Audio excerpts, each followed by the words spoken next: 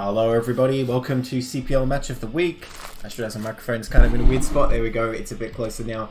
I am Neblime, joined by Zesky here. How's it going, Zesky? Yeah, not bad, not bad. Welcome to all... Oh yeah, excellent. Welcome to all you fine people that just raided as well. For anyone who doesn't know what CPL is, this is the Coach-Pupil League, where we get players of similar MMR, put them in teams, give them some coaching, and then we smash them together for amusement. Or perhaps some say for learning the game. But I think it's for fun. And so we're here with one of the regular week matches, Fightin Aiurish versus S.E.A.L Team 6. And good news guys, we have a totally unbiased cast because we have two S.E.A.L Team 6 players here for this S.E.A.L Team 6 versus Fightin Aiurish cast. I'm sure we'll be totally unbiased and fair, right Zesky? Yeah, totally. 100%. There's nothing bad will happen here. So these are tier 1 games. So MMR, I think around like 1500 to 1700 if I recall. Some definitely of the higher end games in CPL. So I expect a lot of these players. I expect some intense action. What do you reckon, Zesky? Are we ready to start that game? Yeah, let's get straight into it. Hell yeah. Nice, Redmond. Very wholesome. Redmond, like official, plug from the chat. CPL full of great people. It's true. Alright, here in the 12 o'clock on Silford, we have, it's the AKA. How do I pronounce that? GCTR Indard, but it's actually Gooseheaded. That's much easier to say. And the bottom right in the blue, we have Doglived. Doglived here for Fightin Aiurish, and Gooseheaded for S.E.A.L Team 6. And for those of you who don't know, S.E.A.L Team 6 stands for Southeast Asian Laggers Team 6. We decided why not embrace the identity. Koreans on ladder have been flaming me for years. I might as well just accept it, right? Yeah, that's all they ever complain about. I think I've learned the Korean symbol for lag simply because they just use it every time I enter a game with them. Well, I swear. And they immediately switch it to extra high turn rate, even though it's, No, they switch it to low when it shouldn't be. Like, so you can see the game stuttering. It's clearly not, like, running smoothly, and they'll still switch it to low. And, you can't argue with them. It's so bad. I get the exact opposite. They turn it to extra high when it's not actually that bad. And it's like, come on, can we just play on at least high? But not. They're pretty quick with changing the turn rate. Well, I feel like that is my advantage because I'm used to the lag. I'm like, that's my element. So if they're going to set it extra high, it doesn't need to be all the better for me. So anyway, this is not a Korean game. I don't think either of these people based in Korea. So hopefully their turn rate's not too bad for this ZVZ here, because there's going to be some meterless action, I expect. Now, we have the good old 10 hatch here from Gooseheaded, and I am a big fan on Silford. I think it's actually just the strongest strat. Obviously, there's a sort of rock, paper, scissors of build, so you can counter it, I suppose, but I think it's just really good on this map with no ramp. It's always close positions.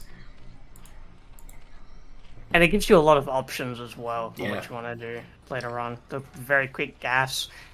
You can just go into very quick meter and link speed as well, getting you into that sort of mid-game. I want to say mid-game relative for ZVZ. It's going to start in about 2 minutes. Yeah, does ZVZ really have a late game? The late game is like once all your drones are dead and you're just running around with units. I'm going to say late game is once you have 5+ meter on the map. Right. Well, to be fair, we have seen in CPL these Hydra plays, and, I don't think I've had the fortune to cast any high ZVZs, but they have happened, I know. So, I don't know, maybe today's another day. You gotta find a Nagnar game for you then. Yeah, that's right. Oh, I haven't cast any Nagnar games this whole time. Well, I was let down because the last Nagnar cast I did, there was no Hydras at all. So, my faith is shaken. Now, Doglived here going to come out with the Lings first. I didn't actually see, but I think he went with a... Was it a 9 pull? Yeah, it must have been with this Link timing. So, he's going to come across, put the pressure on, but I think Gooseheaded here will be fine as soon as his Lings morph. Well, let's see. Oh, he turns back! Well, it might be the right move, because they're probably going to be, like, way more enemy Lings out in just a second. Yeah, when you see the double hatch as well, you just know that the Ling pressure is just going to ramp up. And since he didn't take Ling speed as well, this is probably the best decision you can make. Just hold your choke, build up on Lings, get into meter tech, and then just go out with a tech advantage. And he's actually cutting off gas down to 1. I assume he's going to get a layer eventually with 1 on gas. Or maybe he's just going to get the 100 and then go back on minerals to get the layer later. But this is definitely just going to be all-out link pressure. And I'm quite worried for Doglived here because he's going for this 1-hatch layer, but no sunken. I think you absolutely are going to need a sunken in this situation. Possibly even 2. This looks very dicey right now. As soon as link speed is done, Doglived can be under a lot of pressure. Yeah, it's a bit dicey right now, especially without the Sunkens. I mean, Look at this beautiful Ling wall, though. This is art. you might have a Ling wall up and everything, but eventually it doesn't matter. Your opponent's going to have more Lings than you, and they're just simply going to bust through sheer numbers. So breaking this egg is a very good decision. Yeah. Just widening up the choke. I mean, he's not in a rush, right? Because the Spy is like a long way from finishing. Oh, he does get forward and get a Ling, though. That's quite nice.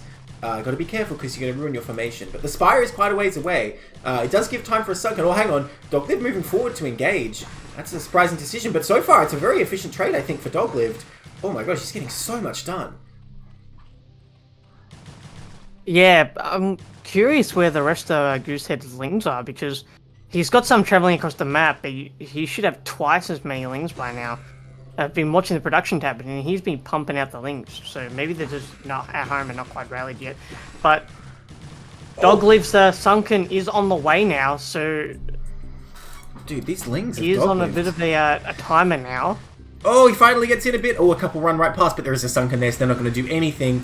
All the Lings on a move command getting absolutely slaughtered. Dude, Doglived, these Lings must have a lot of kills. I'm trying to check for more than one kill. Oh, there you go, 3 kills. For a Zergling, that's like 100. That's amazing. Yeah, he's really inefficiently tried to bust through this. He was trying to run past it when it was not the time. And now, mutas are morphing. Does he have time for this? Well, here he comes. He's attacking again. Oh, looks like he might have the numbers now to break through. These slow Lings of Doglived are going to have to retreat or get annihilated. Only 2 left. But there is a Sunken here. What can he really do if mutas already on the way? Oh, there they are.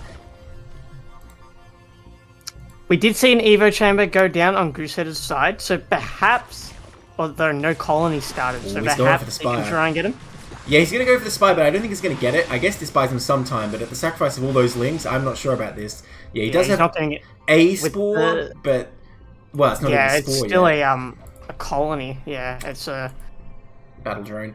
Yeah, I don't know. I think even if they both get up, he's still going to lose a hatchery here. And, like, what does he really have? He has 8 drones, no Spire of his own. I don't think there's any way back for Doglived here. With the Sunken as well, that takes a lot of the pressure off counterattacks here, picking off drones. Right, here come the mutas. Looks like he's going to go for the Spore, but I don't think there's time for that. No, it does finish. Going to try and pick off some drones here. Oh, every drone is huge. Actually doing quite a lot of damage. I can't believe Battle Drone survived. Or did he? Yes, he did. That evened up the drone count a bit, but we still don't have any ground defenses for Gooseheaded as well. Yeah. And he's droning pretty hard. Oh, GG. Yeah, I think the threat of like a ground counterattack and the fact that you can't counterattack yourself really just like left him super vulnerable in that game. The Russia just failed. Yeah, it's probably better just to go next. If you go for that 10 hatch Ling speed cut off gas, you live or die on attacking with Zerglings, right? It makes sense. So it's not surprising that he wasn't able to play from there, right? I think if he really just tried to finish off that egg and then more or less A-moved in, it would have been better, but he really tried to like run around the side a lot, and it did not work out. Big download coming from me for some reason. Oh yeah, Ascension, such a new map, no one has it, right? Yeah, apparently. It's weird. BattleNet is a mystery. We should be thankful that Blizzard let us host the replay today.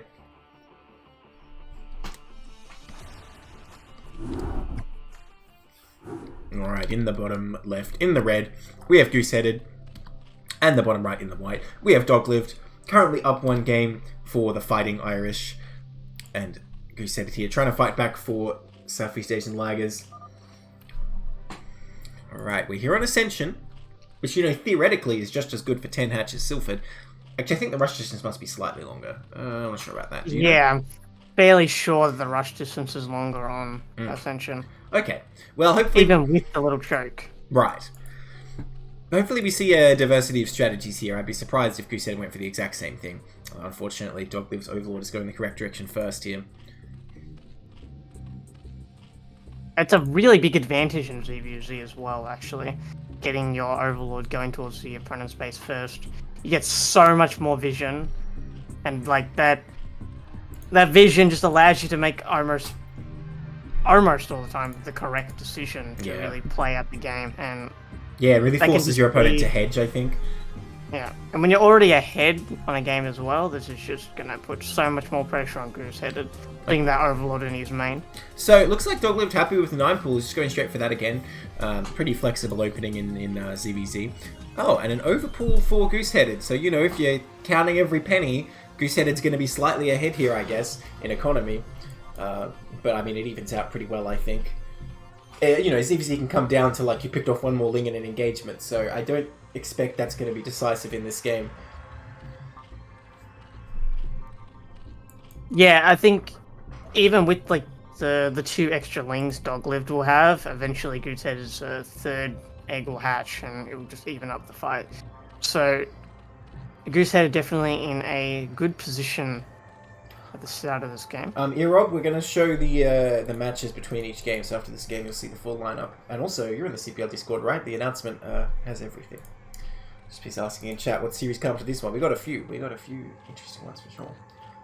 Alright, Ling's coming out here. Looks like Gooseheaded going to get the lair right away, though. That's a big divergence here. Not going to go for 6 Lings right away, and Doglived here going straight for Ling speed. Now, I think he should be able to defend if he does everything right. But the problem is he does not have the intel, doesn't even know that this is coming. If he gets caught out on the map and loses a couple of Lings, suddenly this game could swing really fast. Oh, and Gooseheaded got 2 drones instead of 2 extra pairs of Lings. So oh my gosh. These 6 Lings are actually pretty deadly at the moment, where our defenses are quite minimal. And Gooseheaded, Doglived knows exactly where Goose is. So this is going to become quite interesting. Yeah, this is a lot of danger here. I mean, the thing is, he kind of barely has time to get his own Lings out with the defender's advantage, but speed could still be huge here. And if he basically, like, wins the first engagement, that's all he needs. He can probably actually just kill drones and win the game from there. He's not going in, though. I think he's waiting for speed. I don't know if that's the right decision or not, with Gooseheaded making so many Lings now, both just on 1 hatch production. But Gooseheaded never really going to catch up with the Lings here. The best he can do is match, like, the kind of disadvantage he already has. Yeah, and hope for a really good trade in that choke. That choke is definitely going to be what saves him this game. Spire going down from Gooseheaded, so we are putting the clock on Doglived to try and get some damage done. Okay, he's got a nice formation here, but honestly this choke, now that I look at it, is way easier to attack than on Silphid. But it is a good setup here. He's making the most of it, and so far 1 Ling going down for free for Doglived. Very unfortunate. A lot hiding in the back here. I hope he hasn't forgotten to use them, because Doglived has to make something happen here. It's going to be a pretty severe disadvantage. His lair not even finished yet as the Spire is coming for Gooseheaded. The Lings are like kind of shafted off into the corners. Oh, here we go. We're going in. We're going to try and put pressure onto this choke point. The Lings are sort of bugging out, but they seem to be breaking through. Well, I don't know. There's only a few Lings left here for Gooseheaded. They're going to be pushed back. The creep quality comes down, but it might be too late. The Spire is not finished. I think he might have attacked just in time. He's going to go to work on these drones. They can try and fight back, but a lot of them will fall. He's going to go after the Sunken now, and I don't think that Sunken's going to finish. No way. Oh, he's in big trouble here. He can morph a few mutas, but I don't know if he's going to be able to win with just 3 mutalisks here, because he's going to lose almost every drone, if not every single drone. Oh, no. Yeah, I think there's going to be every single drone going down. He does have 249 minerals left in the bank to make additional drones, so these mutas could protect him, but how do you possibly defend against the Zergling onslaught that's about to come? Well, I will say, I've seen Jadon win from this position, so anything's possible. I mean, I've seen Gooseheaded play TV's ZVT, and I can definitely say he has some Jadon aspects to him. He can pull out some crazy shenanigans. Let's hope he can do it. That. He's leaving a couple to defend. No, leaving only 1 to defend. I guess he's just really defending this Spire. The thing is, if you got no drones, there's nothing weak to kill. Everything's pretty beefy, right? Colonies are coming up, though. And, you know, Doglived going down to only 5 drones here. Is it something you can come back from? But oh no, Gooseheaded didn't have enough money for another drone, I just realised. He made a muta instead, so he cannot mine any more ever. And these spores are coming up. I don't think 2 mutas can actually stop a spore. I think you need 4 to actually stop it from finishing. Yeah, you need at least like 4 or 5. No. And oh, he's trying to kill it. I mean, if he can take it out, but there's another one already, and they're gunning these down. Lurgan's in his base. GG. Very good effort from Gooseheaded and well played by Doglived. That was... He honestly chose the correct time to just absolutely bust through, and yeah, Gooseheaded decided not to make that sunken, similar to like Doglived when he was in the same situation on Neo Silphid. Well, to be honest, I think he really just showed him how it's done, right? You know, that's what Gooseheaded was trying to do the first game, but didn't pull it off, and so Doglived is, alright, this is how you attack with Zerglings. And yeah, just powered through there. Very, very solid stuff from Doglived. You know, it didn't really look like he was too stressed in either game, just went pretty straightforward with his game plan. Alright, so that's a 2-0 as well. Fightin Aiurish taking the first game here in Tier 1. We're going to go into our next series, Justice vs GeforceTesla. Erob, you still there? Soak it up, buddy, because we're going to go into the game. You're not going to be able to see these this leaderboard here for a minute. Sunken would have been clutched to Zudi? Yeah, possibly. But the problem is, you know, you don't have so much economy. It probably would have worked in that game, but you got to be careful making Sunkens willy-nilly. Alright, in the 12 o'clock here in the red, we have Justice. And the bottom right in the green, we have GeforceTesla. GeforceTesla here for S.E.A.L Team 6, and Justice for Fightin Aiurish. Unfortunately, it's the cursed Protoss not on Fightin Aiurish.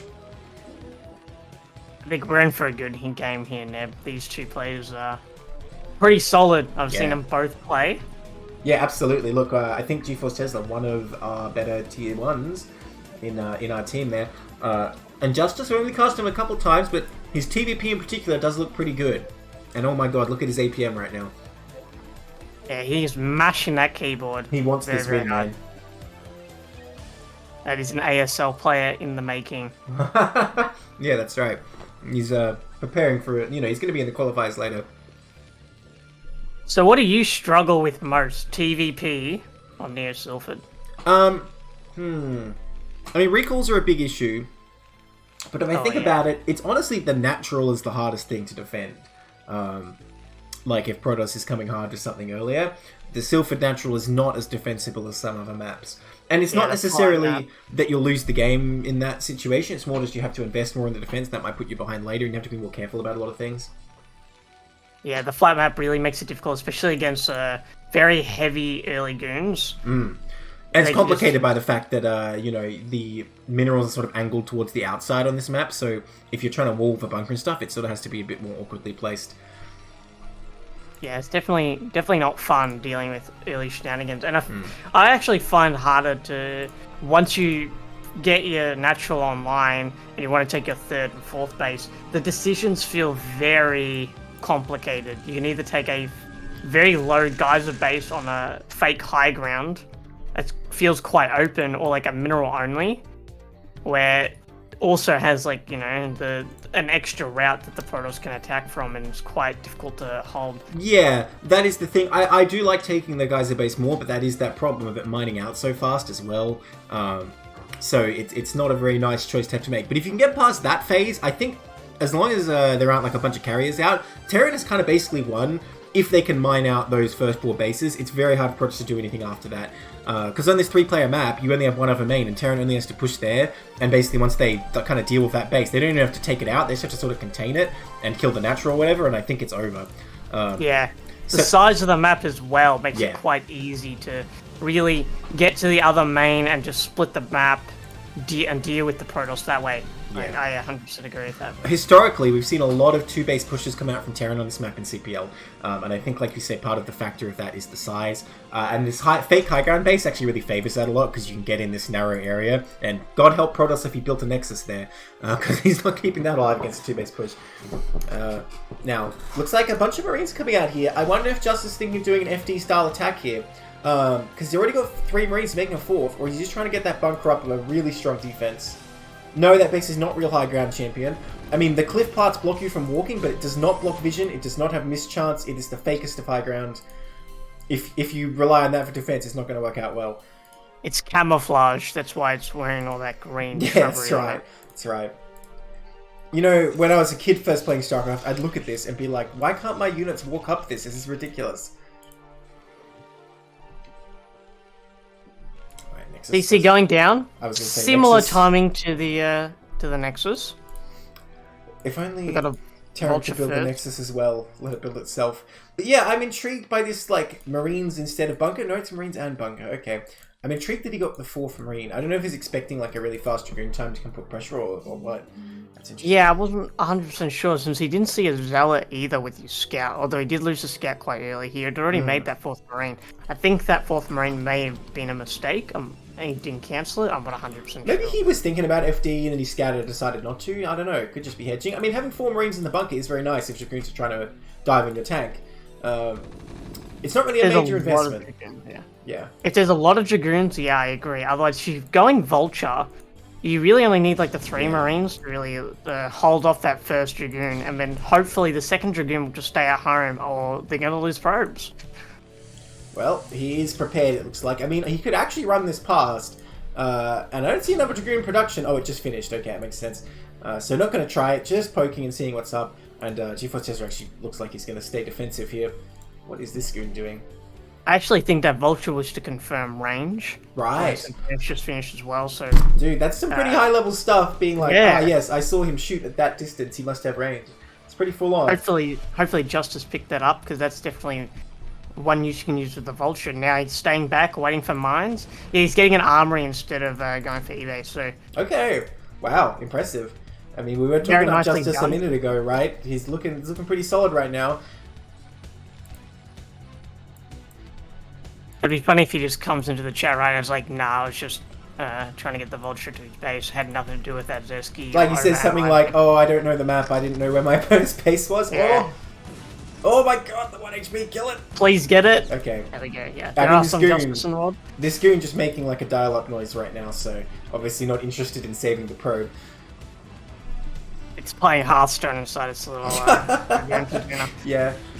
Just wake up. Gonna be shooting the Vulture. Can I get the mine down? Yes, it can, but the Vulture will be creating its life. Ooh. Oh, doesn't connect. Very nice. Okay. Very nice. All right. That's pretty impressive. Honestly, I was surprised Justice would try that. I think it's better to keep the Vulture alive, but anyway. Somehow that goon actually the greatest. That's why he doesn't bother to help the probes. He's too good for all that. He's like, call me when there's like a Max Terran army to deal with. Exactly. He's Special Forces Dragoon. Yeah. None of this bodyguard stuff. 3 Vultures on the map now. Trying to lay some mine. Possibly to try and disrupt this Nexus timing, although... Well, I think get a probe for his trouble. Yeah. Oh, that one was injured. I didn't even realise. Didn't repair it. Alright, round 2, here we go. You can't catch him that easy. Oh, or can you? Oh, that's unfortunate. Oh, there we go. Walked right into Well, it. we're going to be putting a bit of pressure onto this Nexus. But we do have an observer out, 2 observers out, so we should be able to very easily clear up these slow Vultures. I mean, all up, 2 Vultures for 2 probes and a Dragoon, not bad at all. So, pretty successful harass so far, I'd say. Australians should commentate every sport ever. We do commentate every sport. Dude, yeah, have you seen Australia at the Olympics? Like, how many people live in Australia? Like 23 million, is it now? I don't even know. And I think we participate in every sport in the Olympics. Yeah, and we have a ginormous sports budget, which includes, all the commentators and everything. Absolutely. Just get Australian television and you can enjoy Australian casting forever. When are they going to start the esports budget? Fund us grassroots Australian casters, man. I'm waiting for that. Didn't Essendon fund a League of Legends team at one point? Were they even good? I don't think so. I don't think any Australian League of Legends teams really stack up in the pro scene, do they? I mean, they make it to... I don't know, I'm not 100% sure, but I know at least one of them made it to the their Worlds series, whatever that's called. Everyone in chat right now is just like, what the fuck is Essendon? Essendon is a Australian football league for the Australian football game. To be fair, most Australians are more into rugby than AFL, but... No, that's not the case. It's not? New South Wales and Queensland are really into rugby. Yeah, and where do most Australians live? I mean, there's a lot in Victoria. But South Australia and Victoria are really into AFL. See, Redmond, look what you've done. You've opened the Australian football rivalry. This is why I'm here, Neb. I'm here to speak the truth to your lies. You see, guys, Zesky's from Victoria, right? So that's why he's got these opinions. Hello, Harry. Alright. It's okay to be wrong, Neb. Alright, so Stargate Templar coming up. I guess a game of StarCraft is happening. Arbiters are going to come up here. Oh, Vultures! Oh, not anymore. They were vultures.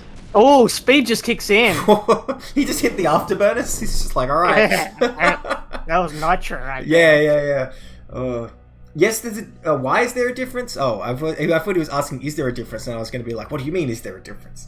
Did Americans do this? No, Americans have nothing to do with it. I've been to America. I've seen American football. It's kind of interesting, but it's nothing like what they play here. Nothing like it at all. So it looks like Justice is going to take the mineral only. He's getting this CC out the front. I can only imagine he's going to float this to the right. You know, if Protoss was like really brave, do you reckon you could ever like snipe that CC just as it's starting? I mean, if all those tanks were sieged, that's the risk. But you could always send in the observer first to see. Well, dude, if we're playing TVP in 2023, there's no way Justice is sitting here sieging all the tanks, right? You just don't do that anymore. No, you don't. And it's... Oh, definitely not going to do it now. But it is an interesting spot to start your CC. See if he gets at least a goon. 2 goons Pretty there. good. 2 goons, damn. I'm having flashbacks to yesterday with the ice cream grinder. Oh, someone should go back and highlight that. I'm going to do it if no one else does, because I'm totally going to include that in the highlights. Scan's going down. He confirms Arbiter. Wow. Is there a better time scan in the whole world? Oh, you know what that means? That means about 2 minutes before an Arbiter recall is possible. 2 minutes from this tribunal starting? I think it's 2 minutes from the tribunal starting. Or I don't know. I imagine it'd be much slower than that, but I don't really know. Maybe it's 2 minutes once you see the Arbiter out. I don't know. I don't have a time in my head. I'll be honest with you. I don't actually know. It just seems like Arbiters take a really long time to build. And do we have a Korean pro in the chat that can correct us? Yeah. Arbiter upgrade energy. I mean, the upgrade's always going to be done. By the time you have 150 energy, you can always get both upgrades. You can get stasis and recall before you get 150 energy on your first Arbiter. As long as you're starting your upgrades as soon as the tribunal's finished. So, interestingly, Protoss did take this inner base. Now, if Terran can push sooner rather than later, he'd probably be able to kill it, but it will mine out pretty quickly, so it may just be that you steal all these minerals away before Terran can do anything about it, and then it's a base Terran can't take later as well. Well, Azzy Dahaki, I'll have you know I'm the best player in my state. I also don't know any other players in my state, so, you know... Alright, he's going to come over. He's taking the middle only as expected. And, you know, this is, I think, the more defensive way to play it, but still totally legit. Pros do this, so don't worry. It's officially licensed. We are better gaming right now. Oh, this but we are going to snipe this Rax. Rax. You know, a snipe implies, like, sort of one clean shot. That was more like, I don't know, a machine gunning. A coordinated firing. Yeah. An execution, if you will. I think we're going to get 2-1 kicking in just now at about the 12-minute mark. So we've been hitting our upgrades pretty solidly since like getting our armory at the 5-minute mark. So that's really well done. Very nicely laid out base here, but only 7 factories so far. He's going to go up to 3 bases. I think he's going to need more. This is a mineral only. Yeah. Definitely going to want to go up to like 9 factories pretty soon, but we do need to get this third base rolling. It is quite late. It's like 12 minutes, and it's only just starting now, so it is a bit late, our third base. Well, I think Justice is doing okay because he got a lot of factories earlier, so he's sort of just more slowly setting up. But it didn't really pan out properly against the Protoss, who kind of took a 4th and now a 5th base, and we don't really have like a proper timing to attack. Although we are even on supply, which is a good sign. So hopefully when we'll just get another couple of rounds of vultures and tanks, and we should be able to push out with our 2-1. Yeah. And hopefully just go across the map and do some damage. GeforceTesla needs to stop engaging before he has his Arbiters. There is no way he's going to get anything done about Arbiters here. I mean, it looks like he wants to try with these speed zealots, but I think it would be an absolute disaster if he came in here. This is a very strong defensive position. Let's see. Yeah, we don't even have I think we have 1 observer there, but it's like on top of our army. Like, we have no idea what's going on the Terran side of the map there, so I think attacking is a very bad decision. Dude, people in chat pointing out, look at Justice's macro. He only got his third base, like you said, like 12 minutes, but it's still almost maxed at 1330. This is really impressive. I'm looking at this guy like, tier 1, let's see. Let's see how this game goes. Fleet Beacon just got started. I mean, I think you're going to need another base for that at least. GeforceTesla, well there. But he is approaching max, so he's going to start stacking up the money if he does not choose to attack. And you know what? Doing recalls and then starting the carries could be effective if it slows the Terran down and buys a lot of time. Oh my god. Yeah, Arbiters into carries is a complicated issue.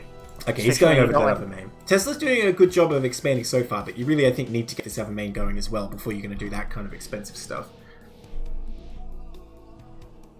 Both players nearing max now. 2 Arbiters on the way now, with Recall nearly finishing up. Do we have any Recall defenses for the Terran? We have turrets, which I would not really call a Recall defense. No mines. We need those mines. Turrets are like thoughts and prayers when it comes to Recalls. Honestly, that's a perfect way to describe them, honestly. Yeah. They are thoughts and prayers. I mean, you don't mind having them, you know? It's kind of okay. Oh man, these vultures are going to die. But it's not what's going to... Yeah, it's not actually helping you. It's just like, oh, that's nice. Alright, well, he's laying the mines down. This is not going to be a very good trade for Terran, I don't think. Oh, let's see. Actually, those last mines did a bit of damage. I know, he got a few Zealots and a bit of HP for his trouble. And Justice is pretty mineral heavy right now, so no big deal. But he's going to have to rebuild those before he does anything else. Is he going to possibly... I don't think there was a very strong value for those vultures. No, not at all. That just delayed him from hitting max. Yeah. And if those vultures were now with the army, he'd be max and he'd be ready to move out. But as it stands, we're trying to take a 4th base, and there's carriers on the way. Yeah, but the thing is, Protoss does have to kind of throw away some army to use them. Where are the Stargates? Oh, he's using the same Stargates, of course. He has... I think Protoss has to like come in with like a decent attack with Stasis, where he loses enough army to make carriers, but still has enough to stop Terran from pushing it. That seems like a tall order right now. He's going to hit this base, but so many mines have been placed. I mean, the amount of time it's going to take to get through these, or maybe not. Ooh. Okay, Terran not really reacting, pulling anything over this direction yet. He might actually get this command center if Justice doesn't react. Tank's still all just sitting here sieged. Yeah, and it looks like Tesla is going to grab this command center. Very nice stasis on the bridge there, getting a vessel at the same time. Easy killing that CC. It's really going to block him. Yeah. Justice still has the potential to clear this army up. He can still go just south below and try and cut off the Protoss reinforcements. The traffic jam, though. The Terran army not really moving gracefully right now. A few units coming in. If he gets an Arbiter, that's nice, but... That's the streets of Melbourne right there, outside of Justice's natural. Very congested. And it looks like Tesla's just going to get away with having killed the CC. Yeah, and he lost a few units to make his carriers. I mean, I don't know, he's rebuilding a bunch of Zealots anyway, so he may just come in for another attack here anyway. But yeah, everything Protoss could have hoped for there. And these Terran units are like stacking right now for the total recall. Oh my god. Yeah, we just need a Terran Arbiter. And if you like AFK and leave these units still, this would keep going for like 10 minutes. Okay, he's coming in here unsieged, figuring he has enough after the recall. Actually does siege up here.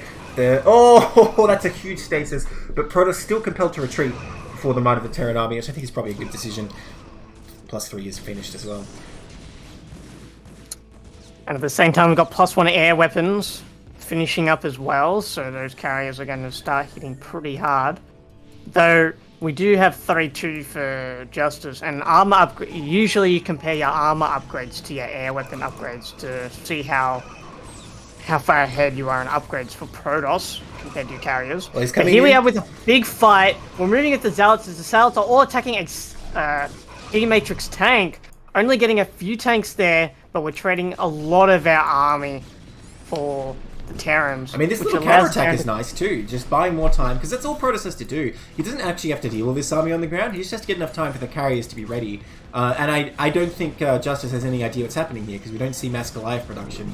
And even if he did know, if he doesn't maintain this third gas, it's going to be a very hard time. He did not remake this CC over at the middle only. Oh, the 4 Marines in the bunker finally paying off, but I missed that mine hitting those goons.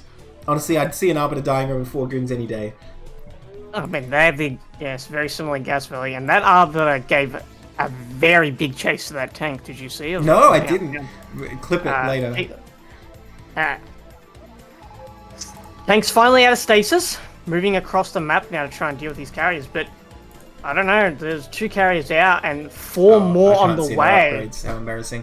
When the Interceptors come out, I'll see. I think he's only on +1. Yeah, +1, no armor. Yeah. But there's not a single Goliath after all that battle, and turns around immediately. Oh no. I actually think Justice wasn't 100% sure it was carriers, actually, and only just now realizing it's carriers, because he's just started 3 Goliaths in production now. And we have a lot of tanks, and there's just not that many goons on the map for Tesla, so these tanks are not getting as much value as they could have. We really need to start pumping out those Goliaths and start pushing, but at the same time, there's still a formidable ground army with stasis, and this is the really tricky part, is getting into this stage of the game where there's both Arbiters and carriers out. These folks getting a bit of harassment done at the other main. Yeah, good damage here for just 2 vultures, I suppose, but it's not enough to really bring Justice back here. I think he needs a really good fight. Yeah, do you think the vultures alone are enough? I mean, I don't know. He killed apparently, I'm not sure, but apparently it warranted the entire army to you're right. What? come and deal with them. I'm not sure why he brought that back. Yeah. Okay, command center's idle here, by the way, but the carriers, they're going to have something to say about that. No turrets here at all. The Terran army moving south while this is happening. I mean, this is the problem. How do you deal with these carriers when you don't already have Protoss by the throat, basically? That probe going to try and take a Nexus, I think, in that location. Okay, Goliaths coming up. They are 3-3 Goliaths. So carriers, I wouldn't say they give them respect, they give them fear, quite frankly, but the Protoss ground army is coming in as well. And Terran is caught on siege and spread out. There's a lot of tanks to use, but he needs to concentrate his forces here. Oh, stasis. There it is. That is a beefy stasis right there. Oh my god, insane stasis. Yeah, very insane stasis. Goliaths are trying their hardest to try and pick off those interceptors, but there's just so many of them.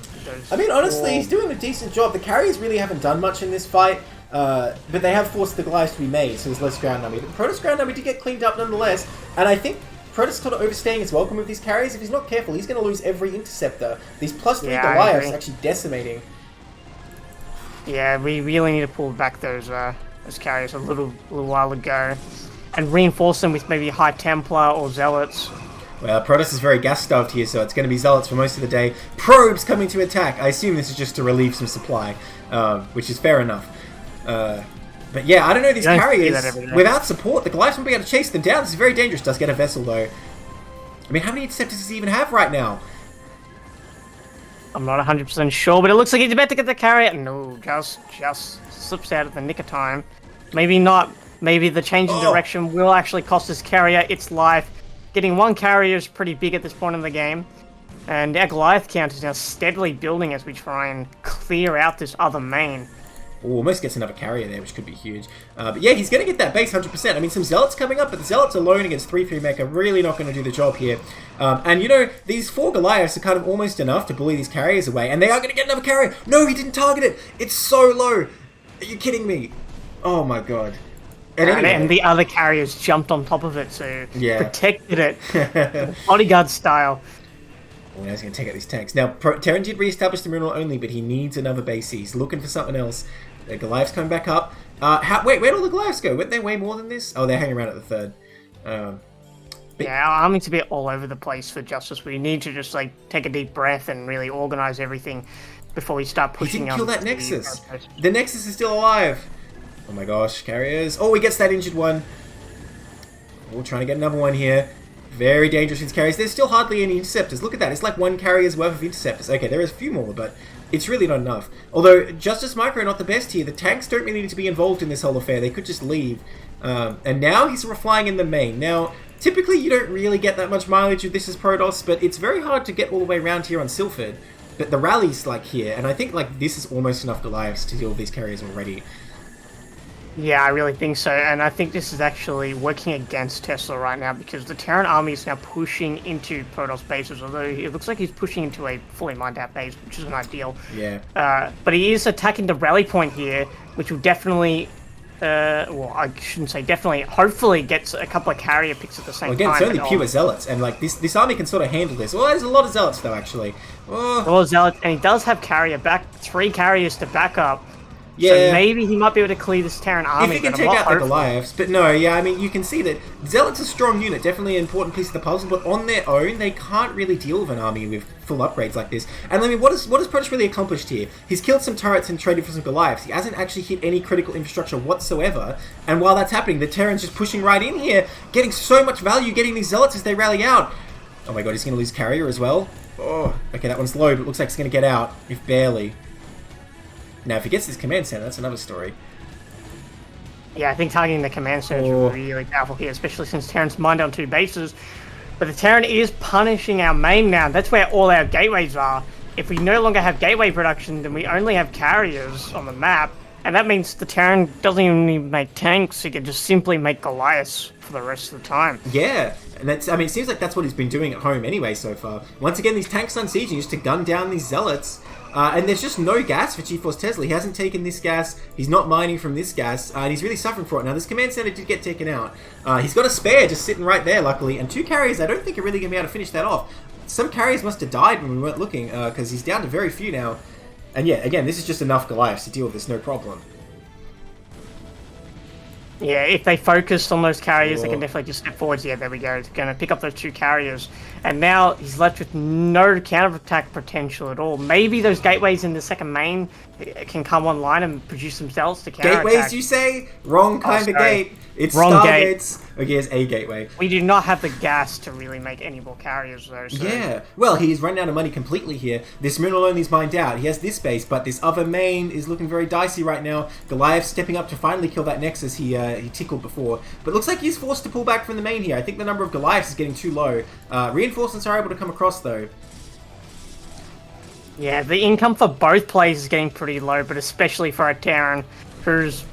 I think his natural gas is also about to run out. Yeah, now. It's already depleted. Yeah, it's already out. So we're really only mining from 1 full geyser. And we're just super gas starved. So we need the gas for those Goliaths, Neb. Well, this might be enough zealots for this army. With these carriers, let's see. There's only a few Goliaths here to help out, and you know they're not bad against zealots either. They're really just getting picked off here. Oh, there's more reinforcements as well. The tanks have done their job and dealt with the ground army. Now it's up to the Goliaths to do theirs. I think that's only 4 carriers, right? Yeah, only 4 carriers here. 2 of them very low. And with these upgrades, these Goliaths still just shredding through. No armor at all for these interceptors. They do a +3 attack though.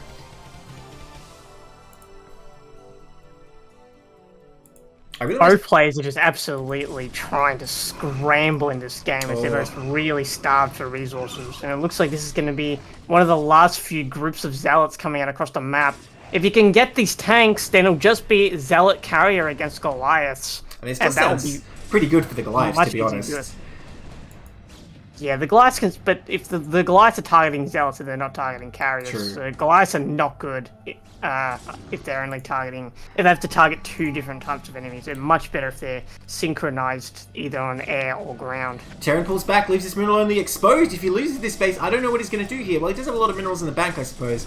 Looks like Protoss going to go for it. Not targeting the Nexus just yet, but the army's right here.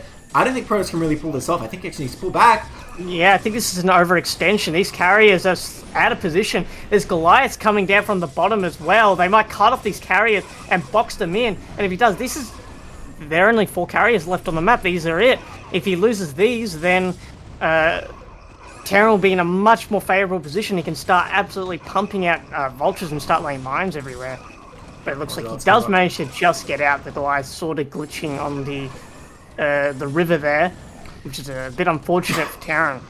Yeah, it was actually kind of a favourable engagement. He killed a lot of SCVs during that too, and he's still killing them. Terran not really reacting to this. Terran is finally established another command centre up here, though. That's a long time coming. If he can remake some SCVs, though, now the count's gotten very low. There are some idle hanging around the map as well. If he can get his mining back online, I think Terran's still at the advantage, but that was actually a pretty efficient trade for GeforceTesla, all things considered. Oh my gosh. It could have gone very, very wrong. Oh, here we go. So the DTs are out. The gloves are off as we are going to finish these last 2. Oh no, we're going to show for the command center instead. I was going to say 1 Templar would take out 1 SCV each. Well, I guess the gloves are off, the capes are on. But this is so strong in these late game scenarios with carriers and everything's so chaotic. And like Terran's lost bases, so who knows how many comm stats he actually has. He does lift that command center, but I mean, it hardly even matters. There's no mining happening at that location. And Protoss is closing in on Terran's last mining base. Where are the Goliaths? They're trying to chase this. Are they going to be able to catch up? He's going straight for the command center. If it's time to stop, you can repair justice. GG's. What I tell you, Ned, it was going to be an action-packed game. Yeah, that was pretty intense there. I really thought Justice was going to take it for a while, but GeforceTesla, you know, I think Justice came up with very strong macro, but GeforceTesla was able to just pick apart the weaknesses in its defenses. Key moment was that mineral only. The way he placed his mines, was a lot of mines, but he didn't get himself that space to react. The mines was like right up near the command center. But I think you really want to like expand all out into that sort of wedge area that runs up to there and buy yourself time to get across that bridge. Because the mines, even if they don't do any damage at all, they buy you time, they act as an early warning system. They're very, very useful like that. It can be very claustrophobic near yourself because you just cannot build turrets anywhere, which wants you to turn up, makes you feel like you need to turn up really, really hard. But I agree with you, you just need to try and build that space. Otherwise, you're just going to be really stuck on your side of the map while the Protoss sits there with building their Arbiter count. Yeah, and if they're just picking off command centers left and right, the game's not going to end well. We're going to go into game 2 here now of this series. I'm pretty excited after that first game. Alright, in the 12 o'clock, in the green, we have GeforceTesla. And in the bottom right, in the blue, we have Justice. Justice here for Fightin Aiurish. Currently down one game in this best of 3. GeforceTesla looking to take it and put S.E.A.L Team 6 on the board. Ascension now. Well, if you're going to go carriers, this is the place to do it. Definitely. I mean, this is a carrier map if there was ever a carrier map. It's not a favourable rotation, though. If Protoss won the bottom left, I think it'd be more useful because you can threaten the main from the bases you want to take, and you sort of maintain your high ground area. I think once the carriers will come out, though, it'll still be a fairly easy time, especially going for Justice's third base. Yeah, I would agree. It's still probably pretty effective, but like any carrier map, the problem becomes if it's good for carriers, then Terran's going to be looking out for that, and so it becomes less good for carriers. I'm interested to see how Justice is going to switch it up this game, though. Maybe he might try and prefer to do a earlier attack, maybe 6 Factory or maybe FD, something to deal with Tesla before he can get his carriers out. Because he definitely had Tesla's ground army on the hooks. Oh, yeah. Very solid ground army micro. But as soon as those carriers came out, he just sort of fell apart. He wasn't quite able to string his army together. So I'd like to see Justice mix it up a little bit here. Well, it was impressive how GeforceTesla was able to pick at the weak spots, right, and basically outmaneuver the Terran army, which is really what Protoss has to do, I think, to win in the late game. Oh yeah, it's what he's very good at. He did that to me a couple of seasons ago when it was, I think it was my first CPL. I was playing against GeforceTesla. Yeah. I think it was like my first tier 2 game, or maybe I was like getting promoted. I was tier 3 and I was playing in tier 2 because it was short tier 2 that week or something. And Tesla was just flying. It was on Fighting Spirit, and he was just flying around the map, like absolutely dodging all my Goliaths. Don't even talk to me about carriers on Fighting Spirit, man. I'm scarred. Very abusive. It's not even a carrier map, but it's still the most annoying map in the world to play against carriers on. So, in terms of alternative strategies for Justice, I mean, I don't know. I feel like you can't really do a 2-base push here. It's going to be very tough to make that work. And it is a pretty good layout in the late game if you're on the ground. If there's no carriers in the air, it's super favorable for Terran, I think. But what are you going to do here? I mean, you could go for a drop, I suppose, but beyond that, I don't think you have any choice but to just play the same game going for your maxed army here. I agree. I think the 2-base push is weaker here. However, it's still not impossible to do. Okay. Especially, I know all the high ground and everything makes it quite difficult to do, and it is better to split the map. But given the rotation, I think if Terran just played it slowly, he should be able to. And once you get onto the Protoss high ground, you can also mine up outside their little choke point as well, which is more favorable for you because it'll be very easy to reach that with your vultures with speed. Well, once you get there, though, that's the thing. If you can get there. If you can get there. The difficult part will obviously be in the center part of the map with all the high ground. Well, so far nothing crazy happening. Same vulture opening, only getting 3 marines this time. Yeah, that's why I think that 4th marine was a mistake, or maybe didn't cancel or something. But getting the CC and the Nexus roughly at the same time, pretty standard stuff. What's this goon doing? He's opening the door, okay, come on in. I think he was sitting next to that probe having a chat and sleeping on the job. I mean, that's talking to your Roomba, though. The probes don't have minds of their own, do they? I'd like to think they do, but maybe they don't. Wow, and yet you still kill them with your vultures? How do you live with yourself? Very easily. I hate probes. Okay. Well, so you'd prefer if they can suffer. You're happy that they can feel pain. I didn't think about it like that, but you know what? We're going to roll with that now. Alright, this vulture's just looking around for a third, not doing anything crazy this time. Let's see if he does that, range check you were saying. I don't know if that's even what he was doing, but I sincerely hope he's that Gosu. I hope so. It'd make him very easily tier 0 if he did. Well, I guess that way, we can be like, oh, our teammate lost game 1. Obviously promote this guy, right? Yeah. Alright, Probe coming out for the third. No, just for a pylon, my bad. That would have been pretty fast third. Oh, he's trying to get in there. I don't know what he thought was going to happen there. Well... Not worth it. One vulture down. Yeah. I don't know what the idea was there. Like, he was able to see 3 goons and had time to react. He at least confirmed a Nexus, though he didn't really suppose. confirm goon range since he didn't really space the vulture out properly. So we just lost 3 mines, really. And we sort of built like a blind armory, so we didn't 100% confirm. I guess the vulture running into the Nexus was to confirm, and now the armory is going to sort of pay off. Imagine if this vulture was still here. He could be so annoying right now. Oh yeah, the vultures. The vulture can still play some really annoying mines on the map. Oh, Looks like GeForce is going to take a 3rd base pretty quickly. Oh no, don't lose another one. There it is. 2 vultures down. No mines have been laid whatsoever. 3rd vulture being produced. Oh, even 4th vulture. He's making a lot of vultures, not getting much mileage out of them yet. We're going drop? Is that output in the making right there? No, that's an engineering base. Sorry, I didn't bring the thing up. There you go. So no starport. Wait, did you see it somewhere else? No. I don't think we have any starport. I would have liked to see it, because with this rotation, I think it's pretty good. This base, very droppable, obviously. Yeah, but it doesn't look like it's going to go for that. I think Justice is going to stick with the same sort of play we saw, getting his upgrades, really powering a little before going to his 3rd base, not trying to rush you.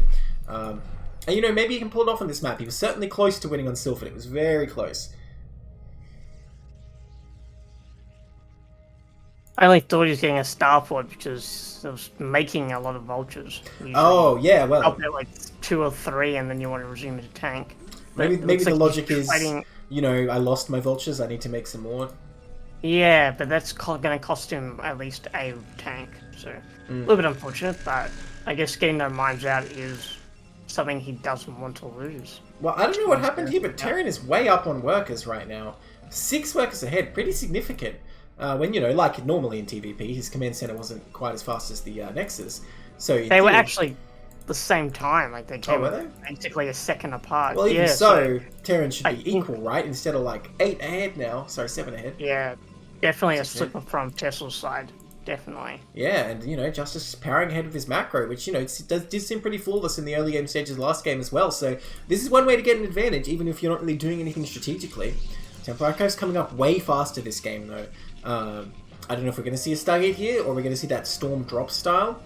I really don't favour Arbiter on this map, quite honestly. I think if you get into that kind of game, as long as Terran can get themselves set up on their 4 bases, from there it's going to be very tricky. Now, Storm Drop's another matter. Might be effective, especially with all these chokes and ramps to abuse. And we don't see a Stargate yet, so maybe that is what we're going to see here. I would love to see a support bay go down if it was going to be drops and get to grab the speed shuttle, but I think it might be Arbiter here. Arbiter into carrier once again. Well, no Stargate. You know the rhyme, Zesky. You have to get your... Well, I don't remember it. I forgot. I don't think there was a rhyme. There was a rhyme. There definitely was a rhyme about getting the archives and Stargate, but I forgot it. Alright, whatever. I'm not going to try and recreate it. He needs a Stargate, is what I'm trying to say. Because his Arbiter's being delayed by every second he doesn't make it, so they're already like, a minute late. I mean, that said, he's only like 8 minutes, so it was a very fast Templar to begin with. Okay, the Stargate does go down, so this is what I'm going to see Arbiter's here. And I'm worried for GeforceTesla. Your probe rally point, where is it? Yeah, a probe went across the map. I was wondering what that was. Oh, dude, it's the worst when I go for like, a FAC CC FAC or something, and I'm rallying unit at some point in the game across the map, and I forget, and then I just see a tank rolling into the Terran army. I'm like, oh. That happens to me all the time in TVT. Oh, in TVT even? Ooh. Yeah, and TVT, like, I set my rally points close to where my siege tanks are. Oh, right. And then they sort of, like, drift over, and then they run into their siege line, and because it gets attacked, it then gets pulled in, and I just lose a tank. It's like, that's fun.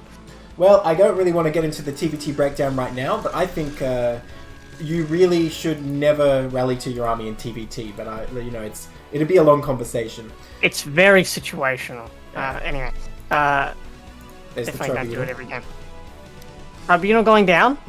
Only one Stargate though. Pumping out the observers. Yeah, it was double Stargate last game, wasn't it? And I think he did get 2 Arbiters right away, as well as going for those carriers later. I mean, obviously, if you're going for carriers, having more Stargates later is better. You know, I just realized he made those 3 Stargates in the other main last game, but he never got to use them at all.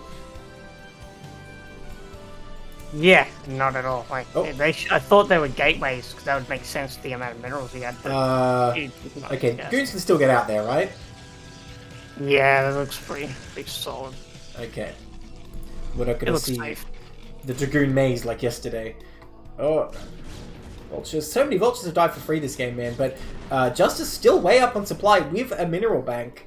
Well, I say way up. He's like 10 ahead, but for Terran versus Protoss, that's pretty goddamn good. Well, okay, he's equalizing. He's equalizing the supply bit now. Unfortunately, losing those Vultures, but here we are, trying to take our 3rd base now. Getting out and across the map. Yeah, not that formidable an army. Really low Vulture count, really low. And, you know, GeforceTesla already finished his 4th here. He's looking really good economically this game. Now, the probe count is still kind of concerning, given we're like 11 minutes into the game. But if you can beef that up just a little, I mean, I think GeforceTesla's going to have the money to do what he wants to do. The question is, what does he want to do, and is it going to work? You know, is it going to be a big stasis attack here? It's a reasonably wide angle, but if Terran gets set up, it can be very defensible. Is he going to go for recalls? Is he just going to wait for the Terran to make a move? We'll have to wait and see in the next couple of minutes what Tesla's going to decide to do, but I'm loving this observer spread. It's just, they are all over the map. They're even in drop positions. Wow. Yeah. There's an Eye of Sauron right there. Yeah. I mean, if Sauron was like a fly with like the multifaceted eye, right? Like, this is impressive. Terran cannot make a single move. Terran can't even breathe without Protoss knowing about it at this point. That's kind of crazy. I guess that's why these Vultures haven't really done anything, because GeforceTesla has just seen them wherever they go. Where's this command center? Oh, it's got a long way to fly. You know, I never really thought about it before, but recalls seem pretty good here. Yeah, recalls are really strong here, especially if it's just such a massive main. How is it that I've never been recalled on this map? That doesn't seem to make sense. That's called fortune. Luck. Luck and fortune. Alright, Spro's gonna come in here. At least get into those mines. But, I mean, the mine's doing a pretty good job killing all the zealots. Well, that was a good clear. I don't think you can still attack with goons, though. Like, every single tank is still up, and there's still a lot of Vultures left. Those goons will be absolutely melted. I think it's a safe bet just to back off here, which Tesla also agrees with me. Well, in my opinion, it's not a good clear if you don't have a follow-up that makes it worth it, right? Because he lost like 7 zealots, he only killed a couple of Vultures. I don't think it was a good move to make. And now look, the Arbiter's here, and it's like, well, you've really neutered your offensive power by losing all those zealots. Now, +1 air weapons is starting back at the Protoss base, so the carriers are going to come eventually, I suppose. But it may be a while still before that time comes. And Terran doesn't really want to let... Protoss doesn't really want to let Terran get a 4th base for free here. Did he get stasis? Because I can only see recalls. Yes, he definitely got stasis. Okay, but he's going to have both. Oh no, the gas. Oh, that's pretty painful. He does have a big gas. Vulture's going across the map to try and deny the other main. Oh, I didn't even realise that was up. Again, GeforceTesla are doing a good job continuing the expansion, but yeah, this is a bit unfortunate. A single Dragoon would have given so much benefit here, but unfortunately they're just going to get on those cannons. Vulture is such a good name, because they really are just circling around looking for an easy victim, huh? Yeah. It is a very good name. Anything that can put up a fight, they generally just run away. Oh my god, he said, all the zealots, the football team is here, but the mines are down. I don't know about this. Oh, those mines doing absolutely massive damage. I think he's going to clean up those zealots. Did lose some Vultures though, so this Nexus is probably not in danger anymore, but that's a lot of money. Yeah, definitely not where you want to be sending at Vultures. Vultures are king against Zealots, with mines and also insane maneuverability. Ah, the Arbiter. Looks like he's sending in an additional set of Vultures, but it's going to be to no avail because this army is well and truly in position to block those Vultures. Oh, Zealots. Oh, he's getting around top of the Zealots, though. Could have had a good engage there, but now the Vulture's taking a lot of damage. I mean, he could put some annoying mines down, maybe. Oh my god, there's Zealots everywhere he goes. Oh, you know, these Vultures are all going to die for nothing. Very unfortunate. And now Justice throwing away a lot of units. Protoss has finally managed to get the supply lead here. Does need to take these extra bases, though. Get those probes going. Oh, this vessel, what's it even doing out here? Oh, what a shame. That's a big Another deal. bad rally point. Yeah, Terran really needed that. He has no detection, no way to counter stasis right now. So I don't know if Protoss should still attack in. Oh, I think certainly not in this location. I think they can. There's no turrets here as well, man. that's We can true. actually just fly our arbiters in and get the perfect stasis. Oh no, you're this right. Really There's no anti-air of any kind. Are you kidding me? None at all. Well, and I don't think we don't even have mines. I mean, they're very vulnerable here. Well, I don't think Protoss is aware of that fact, and I mean, you can't blame him for not expecting anything to be here. I mean, there's an observer here, actually, so I don't know. Looks like he's thinking of a recall, though. Oh my god, and there's no mines here. There's even a perfect little, like, landing area. You might as well just put, like, a helipad, but instead of H for helicopter, it's A for arbiter. Tiny recall, but he did recall an arbiter, and you know, it's enough to really make Terran bring a lot of stuff back. The armories are right there. There's nothing blocking them. They're just, like, the perfect victims right now. Oh no. I mean, if this is going to be a Terran's nightmare, this is exactly what it is. Armory's right next to the recall, and all your factory is going down super quickly. The stasis on top of the choke points, and now you can't even get your rallied units in. Can't even shoot the eggs.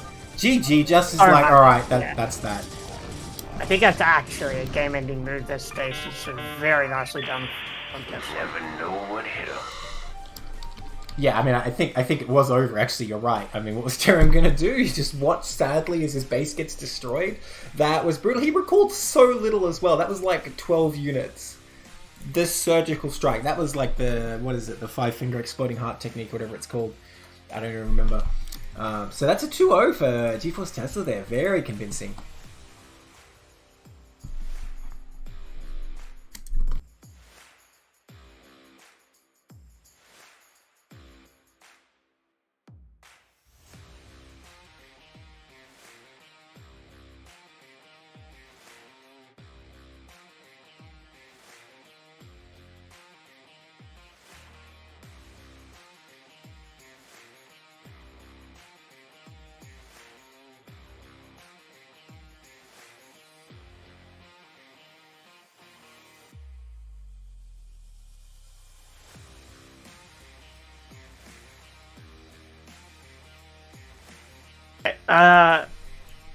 I mean, just in case.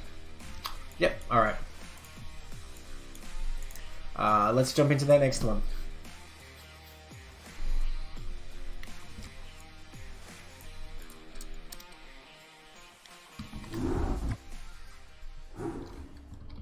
Alright, in the 12 o'clock, in the orange, we have S.E.A.L 3, and in the bottom right, in the pink, we have Poyo.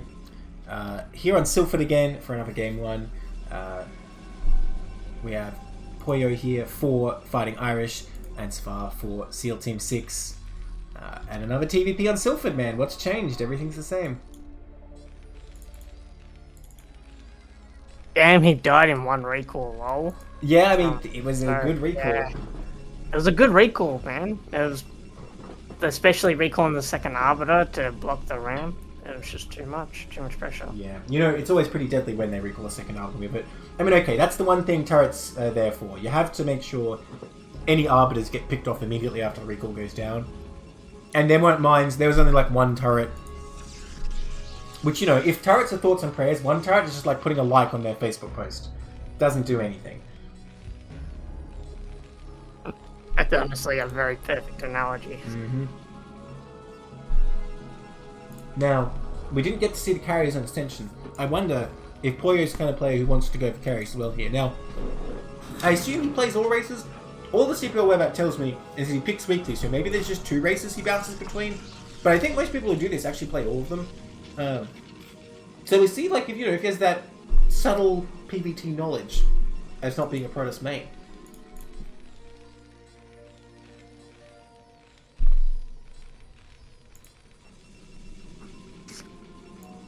I don't know, but that's a pretty quick guess. Yeah, I mean, there's not much to say about Terran early game here. Unless you're going to do something absolutely crazy, there's very little options. Stuff. Yeah. From both our players here. I think if you have a ramp, you know, you can do like one base drop a lot more comfortably, stuff like that. Even 2-fac might be better, even though obviously you want to attack the Protoss without a ramp. If you have a ramp to hold, you can sort of build your stuff up there and Protoss can't get in and check you out. But look at this. We have a Zealot coming this time. So you're going to see a bit more aggression in the early game compared to the last couple games this time. But Terran is getting that SimCity. Not necessarily the approved, like, Kesper licensed Pro SimCity, but it should serve well enough.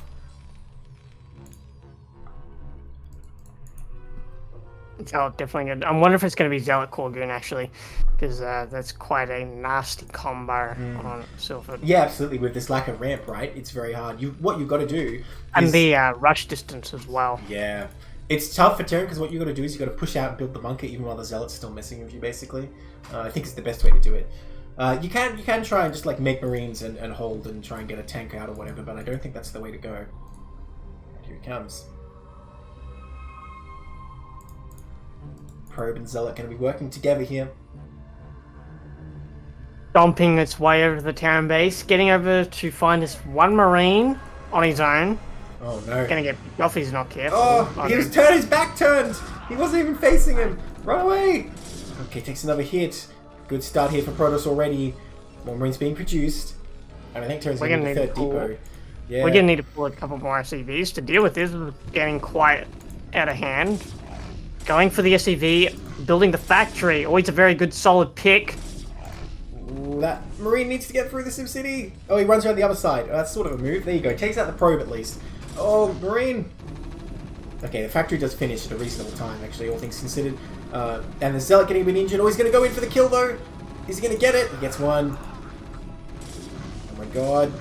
Okay, he does pick it off. He does pick it off. And the bunker went down, so I guess no more continued damage is going to happen, but a great deal of damage from one Zealot there. I think Protoss very happy with that.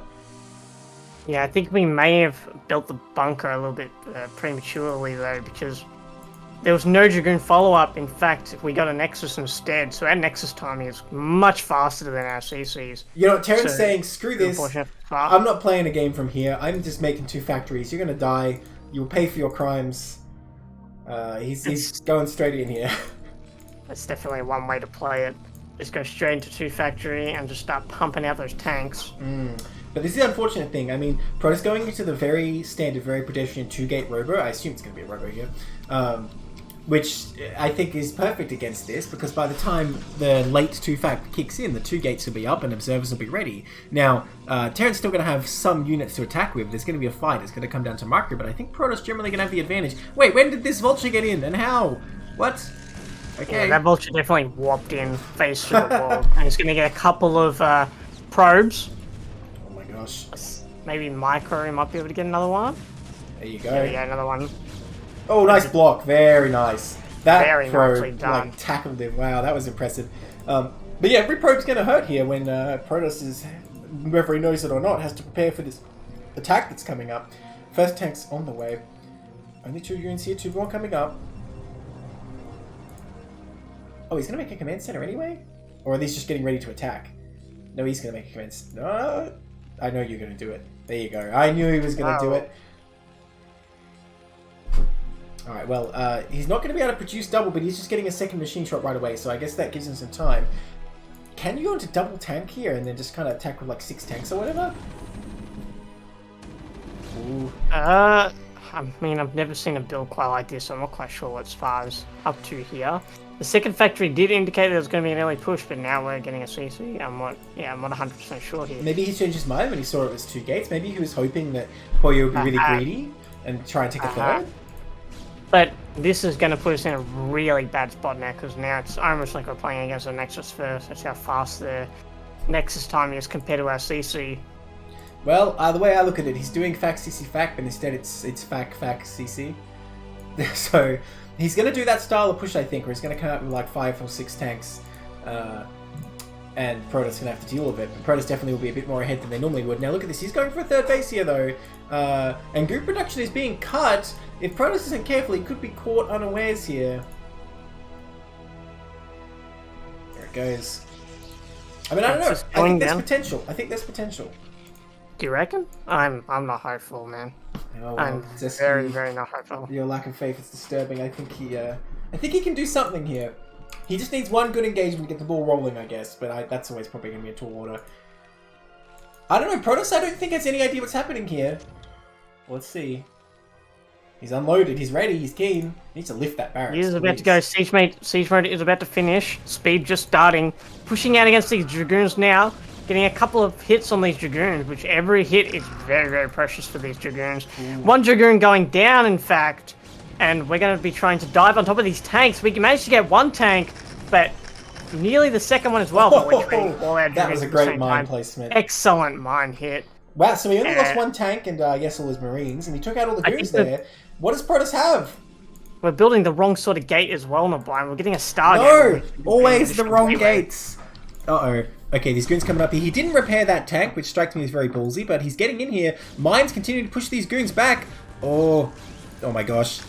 Oh, it doesn't quite go off. Nice snipe there, but he's getting sieged in a critical position here. There's no shuttle or anything like that to help the Protoss out. Finally, he's going to repair that tank. I mean, he can shell the natural mineral line like this. This is the problem with Silphid here. Oh my gosh. You don't want to lose that goon for free.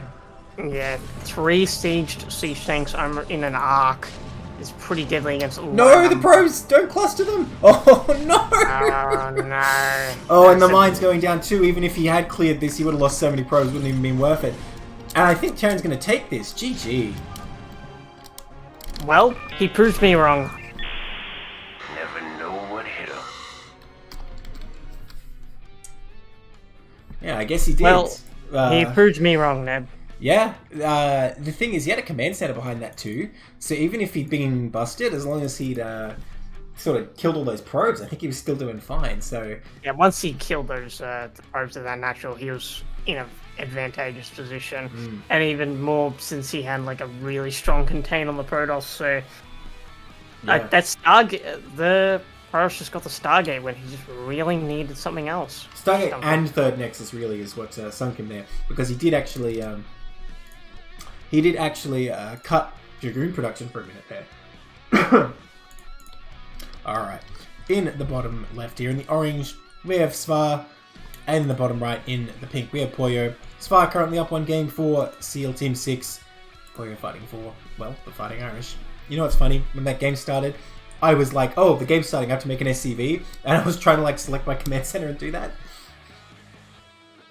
Old habits die hard. I imagine, you know, if you have a StarCraft player sleeping, you can sort of play the sound of the menu swooping away in their ear, and they'd probably, like, their fingers would twitch. Or possibly wake up. I mean, possibly. Did S.E.A.L team lag in their games, though? That's the real question. We're not allowed to discuss team tactics outside of the... Weaponized lag, right? Yeah. That's the Although Nagna currently has the account lag as weapons, so... There you go. Okay, so back on Ascension here, you know, Poyo certainly seemed to be thinking about carriers. I hope he's thinking about carriers. I'd be thinking about carriers. I'm, you know, wake up in a cold sweat thinking about carriers. Yeah, so do I. But if he wants to do it on Silphid, I can only imagine he's going to do it here as well. I wonder if we'll see a Zealot again. Just as good on Ascension, I think. And given the results he got, I think he'd be very happy to do it again. Lag equals skill got issue. Very good response, which was surprising because usually S.E.A.L's Marine micro is really, really solid, but it did slip up that time. His Marine's back was literally turned. He was not prepared at all. Not at all. I think what happened is he like thought the time had passed or something already, and that's why he went outside building the bunker, and so he wasn't even paying attention to it. Oh, sorry guys, I didn't change the overlay. Well, that's right, you didn't miss much. There you go. Now we can see S.E.A.L over here in the orange and Poyo over here in the pink. Not sure how I didn't do that. When I'm literally looking at the stream on my second monitor, I can see that it still shows the scoreboard, and I'm just like, well, that's interesting. Look at the scores. So yeah. Bit of a brain fart moment, but don't worry, it always happens in production. Okay, so we didn't miss much, as I said. We were just wondering if a Zealot would come out, but it seems like no. And nothing else crazy has happened. Azidahagi says, watching, just waiting until they noticed. Like, we could have been silent the whole game, and like as soon as it's over, you're like, by the way, guys, that would be great. That's pretty evil, Abzi. That's pretty evil, not gonna lie. Sounds like something he'd do. Oh, 100%. But he didn't miss much, and you guys didn't miss much at all, because it's very, very standard out here. Yeah, I mean, what else is there to say, really? Interesting sort of, like, formation. of the sim. Yeah, Yeah, it is. I was just thinking that. It's also like where you'd usually put factories and stuff too. Hey, you mocking our accent, Zudi? I was gonna say how would you say it, then I realized I'm literally reading your text. I can't like get you to say it. Send me like a recording of yourself. It's not ash-ZakRoM. How are you supposed to pronounce it? It is ash-ZakRoM. Yeah, right? Yeah, it definitely is. Oh, does confirm the command center though, which is very important. So, if probes can feel pain and they're sentient, he just sacrificed that probe's life to save some shields on the Dragoon. Which, the Dragoon's already had one shot. This is his second life. Why is he so much higher priority than the probe? You're so concerned about the probe. What if the SCV that just gave its life to see not much? Well, to be fair, there was no alternative. It's not like there was another option there. If all the other Terrans back at the base are going to live, someone has to check out the Protoss base. And he was just trying, right? It didn't succeed, but someone had to try. Oh my god, look at this intercept. Oh, no, or not. Wow, they're going to go right around each other. Passing right past each other, man. And so, it looks like he drew the short straw this time.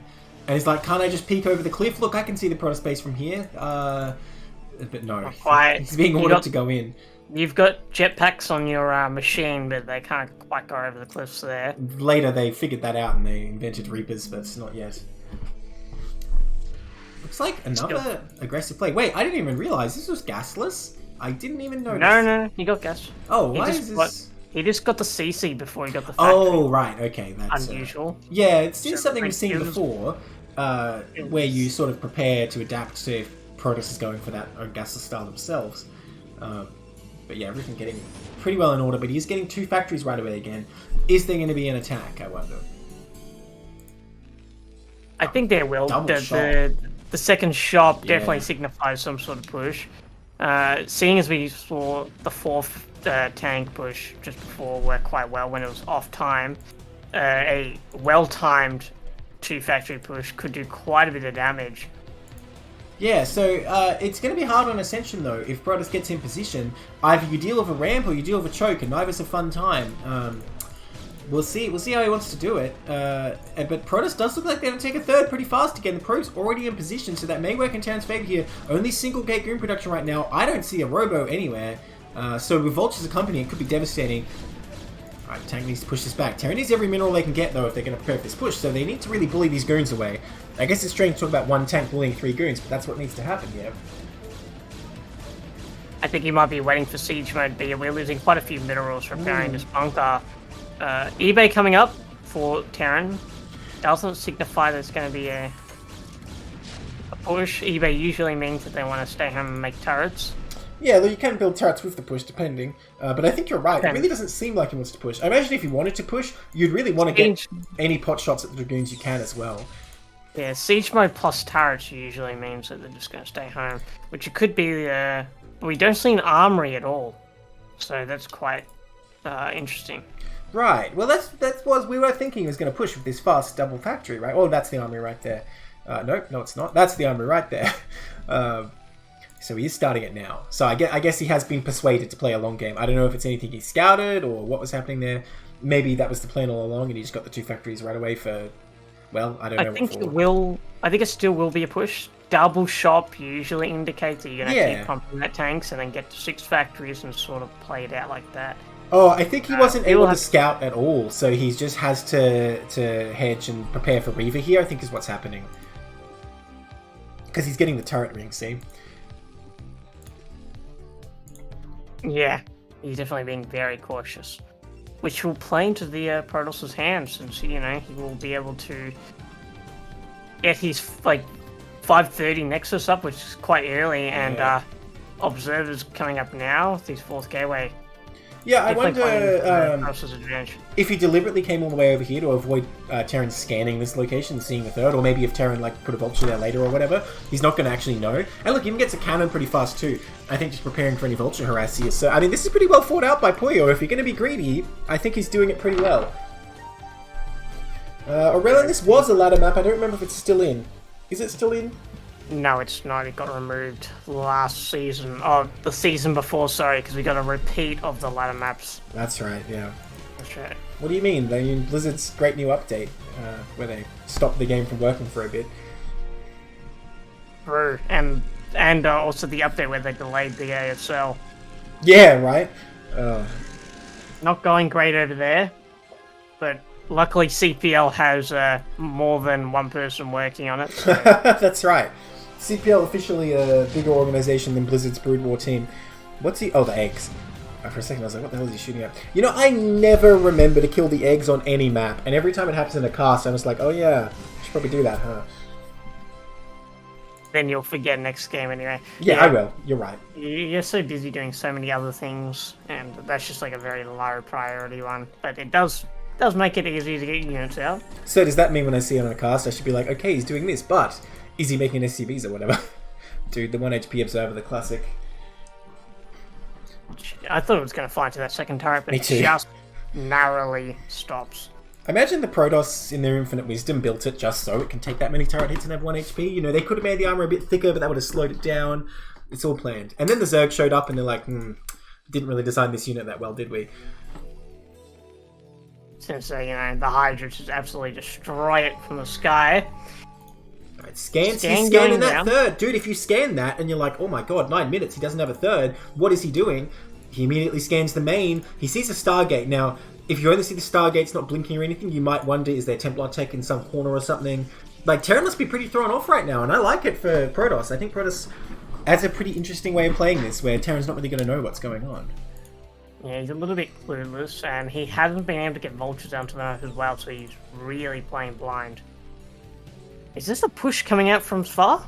I mean, it does look like it. And it's sort of saying you have to deal with a ramp or you have to deal with a choke. And, you know, that choke is going to be pretty brutal. So I think he's going to come up the ramp here. But it's still... Well, hang on, there's a shuttle here. I don't think he wants to go in unsupported, though. I don't think this is such a good move. Well, let's see. Well, it's actually gets a tank. But, I mean, a shuttle and 2 zealots for a tank, not really that great. And now the shuttle's gone, so that's a lot of threat gone. But he's coming in here. The slow zealots just conga lining in right on top of these tanks with the vultures distracted by the dragoons. I mean, the bunker putting in work, actually. Taking out a few tanks. And a lot of vultures died for not really that much get benefit, actually. Protoss looking like he wants to push in here, but I don't think he can with this bunker. Oh, I don't know about this. I think this is a bit of an overextension right here. The vulture rally kicks in and sort of pushes these dragoons out. That was a good trade for Protoss. Oh, yeah. Barely. If he lost all those goons, it wouldn't have been so great. Nah, but yeah, he stopped this push in its tracks, for sure. I would love to see some more gates, though, from this Protoss. We're floating a little bit of money. We can definitely... Well, I wouldn't mind if he actually took that 4th base as well. I think he needs that. And now the Vulture's going to come across. It's not going to take it for a while. I mean, if his Protoss is very unfortunate, Terran will move up and actually figure out this base has been here for a while. Does lay some mines down. Not actually blocking the Nexus. Oh my god, how is there nothing here? Oh my god, he's just going to get straight in. Where is the Protoss rally? What's happening? Oh my god, so many probes are about to die. Well, if this was Protoss was at an advantage, definitely not anymore. This is going to get so many probes for free. Yeah, he's targeting them down. I mean, the mine's doing a little bit of damage, but the Vulture skill on the probes is the real story, right? Basically, he pulls ahead in workers even though his opponent's on 3 bases here. And now Protoss is like, alright, I guess I'll take this base. I guess I'm going to need that after that. And we definitely got the money to probably buy another 2 Nexuses to recover from that as well. Yeah. Yeah, Another scan goes down. Just left that front open. You need gatekeepers to block the vultures. Yeah. Well, it's not even like fully blocked as well. Like you need the pylon wall. Instead, we're getting the pylon block over here. Ooh, what were all those explosions and nothing died? That was something. Well, I guess these goons are dying. Different kind of pylon block though. Yeah, right. The block of pylons. Personally, wants to still attack in here, but I don't know. I think Terran just has enough. Terran needs to organize their army a bit better, though. A few units getting picked off alone, which is not what you want.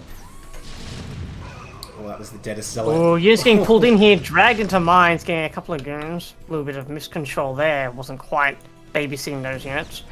Vultures just seeing the other main being taken. Going to lay some mines, prevent them from... Try and deny the base, prevent the Protoss from protecting it. Yeah, and this is really painful for us to deal with because it's so far away. And you know there's going to be other vultures coming out on the map soon enough. Now, Terran, I don't see a 3rd command center. It looks like he's going to build it on location. But it's so late. Even with all the damage Protoss took, I think Protoss is still doing okay here. As long as they can secure these new Nexuses. But he's not making any move to come and rescue this one. I mean, if he does leave it long enough, those 2 vultures will kill it. I think this might be the rescue party that we're looking at right now, moving up across the map. No observer, a bit though. dangerous without an observer. There could Yeah. be many mines between your army and that base. This is why you need observer speed, I guess. Yeah, now we gained observer speed. Scan I saw a goes down the tribunal finish. Yeah, Start. he sees the Stargate blinking. Actually, he sees the tribunal, so he knows everything. And it wasn't as fast a timing as it might have appeared earlier. But yeah, he's going to come across here. It looks like this Nexus will be saved. Not really a surprise. Oh, but the mines. Oh my god. Oh, these are some really good mines. Yeah, good value getting that Dragoon as well in the bargain. Dude, the job's not finished. Okay, I'm going to come back. Imagine if that Vulture just stayed there and came back later and killed the Nexus. But he's going to kill it now. Or will he? Well, Yeah, I looked away, but I just assumed there was no way, right? There was only one Dragoon firing at it, and I had like 5 HP. Oh, really? I was like, oh, that was a bit dicey. But it does get the Vulture. Is this 2-1? I think it should be. Yes. Yeah, okay, so our Very armory late. upgrade pretty late. Oh, yeah. I think he was really banking on that 2-base push a bit. But the I think it's 36 okay. finish. Yeah, I think it's okay though, since we've done so much damage to the Protoss that they can't really do some sort of like optimized stasis bust to really get us. Yeah, and there's no upgrades for Protoss yet. +1 armor just finishing, which, you know, against Terran I don't think is the best one to get. Not that you don't want it, but... Oh, look, he's going to see this transfer, but I guess there's no Vultures in the neighborhood to do anything about it. Which is actually just like a morale hit for the Terran, if they look at that. Dude, it's the worst thing in the world when you see drones transferring in TVZ and you can't do anything about it. Kills me. Oh, idle workers here right now. This is a big deal. That's actually a lot of income he's losing. But this base is he still has more workers in the town though, so it's not as big as it could have been, but yeah, Sure. definitely is an issue that can be rectified in a second or two if you paid attention. Hopefully. Protoss army moving onto the high ground now. I Sizable don't think army. this is going to be an attack, but S.E.A.L isn't 100% defended. We've got very low Oh, mine that count. CC. Oh no, he's going in. He's going for it. He's I mean- going for it. Zealots are moving in. They're getting absolutely picked off by the massive crowd of tanks. Zealots are getting stuck behind. The tanks are absolutely raining damage down. Finally, Protoss managed to get on top of these tanks with the with the Zealots, but it only gets a few tanks at the front. Dragoons are absolutely important. There's some fat storms going down, really putting the tanks on low health. Unfortunately, wasn't able to capitalize on those storms, and Protoss just lost a lot of army. Yeah, that, very I agree, unnecessary Aurelian attack. Skull. If That he- was quite a bit of a throw. If he had a shuttle with those Templars, maybe drop a Zealot, then all the Templars out in storm, maybe you could have got more done. But I just question, like, A, why are you attacking right now, and B, like, the organization of his army. It was not really prepared. It was, like, all the way back here, and he just suddenly moved in. And I'm not really sure what the impetus was for Protoss. He's going into Arbiters, so as far as I'm concerned, until the Arbiters are out, it's just an anti-timing. I guess it was Yeah, just +1 armor timing. I'm glad that you pointed out like the position of his army, because that's definitely what I thought as well. It's very far back. I thought it was going to be like a defensive position, but getting ready for an attack until his arbiter came out. But yeah, that execution was just fell short, unfortunately. Dude, that turret was working overtime. It had like 3 observers to hit. But yeah, this little Yeah. Protoss force is going to get taken out here. And Terran going to be able to secure this 4th. And I feel like this scenario that Protoss does not want on Ascension. Oh my god, somebody save those poor SCVs. Where Terran gets up on these bases and you don't have carriers. You're just trying to play this with Arbiters. But Terran can very easily lock down their part of the map and then start moving up and splitting it, I think. And yeah, he's going to secure this location. What does Protoss really have right now? Not that much. 70 probes is what he's got, and he's mining at least with all of them. Well, I say all of them, but there's still these 2 posers over here. You know, their manager walk past and they're like, yeah, we're working, right?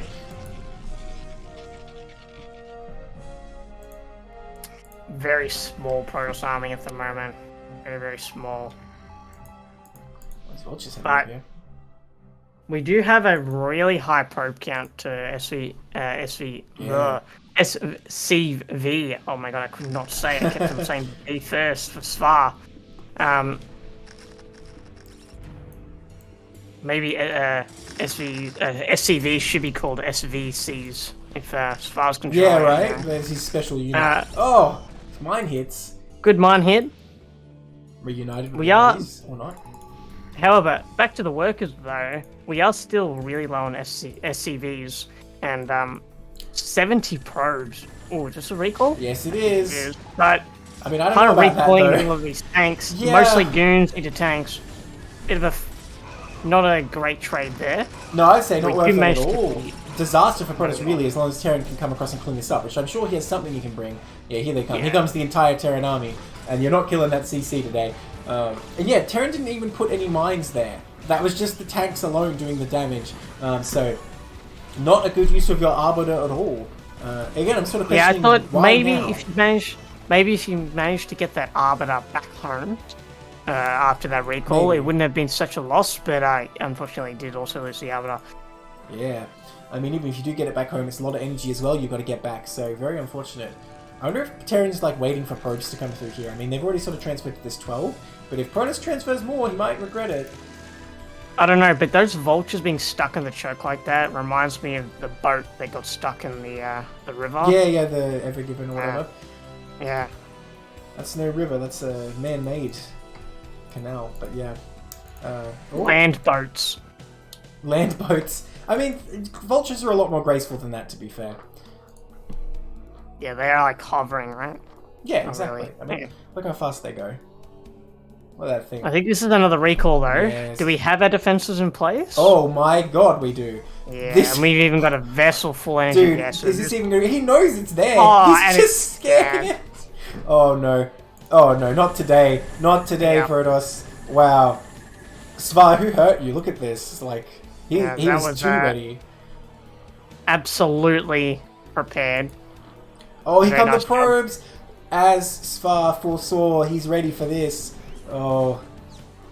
As I was saying, vultures is an appropriate name because these poor weak probes are helpless. How many will actually make it through? None! None make it through. Are you kidding me? Oh, but we have another recall in the main. Oh, how did that even go down? No mines in this I'm not location. Oh, mines taking out a lot of Terran units, but really there's not that much left for Protoss. I think Terran should be able to clean this up. There is storms available though. Arbiter 1v1ing a turret. Decent storm. He's actually just running out to fight the Terran army, which is not really what you want to do. You need to run in the back and make Terran come in here. Yeah. And there's a few zealots kind of going to work on his machine shops, but that is not a high value pick-off. He recalled pretty much really close to the Terran rally and like beside the factory, so any new units were popping out, and it didn't really take a long time for Terran to reach that point. Yeah. The main reason you want to recall in a main is because it's the furthest point from a Terran rally, so you can get a lot of damage done before they arrive. And yeah, that did also fall short. We haven't been getting the best recalls this game, but hopefully this attack coming in now Oh, Terran on will do siege! quite a bit of damage. Terran on siege at just the wrong moment. I think he was thinking moving forward, but unfortunately it means he doesn't get the shots off. Tries to re-siege. A great storm goes down on those tanks. A lot of zealots getting forward here. I don't know if Protoss has enough to push forward though. Oh, but the storms are continuing. Really nicely done. Need some to finish off those tanks. Archon forming, but we are very low on goons now, and all our tanks are now Oh. siege. I think we're going to quickly clear this up. Goliath pelting down on the Arbiter as well. That's another Protoss attack held, and +3 on the way. I think as soon as this +3 is finished, we'll have 3-2, and we'll just be ready with a maxed out army to start pushing against this Protoss. Protoss is not really mining that well, Neb. I mean, Yeah. a lot of those bases look pretty empty of probes. Minions, if you say he never built probes at 12, I feel like that's like glossing over the massacre we saw. He tried to transfer them and they all died. He just didn't remake them. And he's trying the same. I don't think he even saw what happened to his probes. Just like, I thought I sent some probes there. Send some more. And now this is happening. Oh no. And this is going to take him so low in workers. And it's not like he has a bank at all. Oh no. Dude, Protoss economy is weak now. And Terran's happily mining on full base, so he kind of needs more SCVs over here. He's still looking pretty good. Finally, he realizes these vultures have been hanging here all game. Oh, Finally, the Templar! yes. Oh no! These vultures are just getting too much value, Neb. Way too much value. Yeah.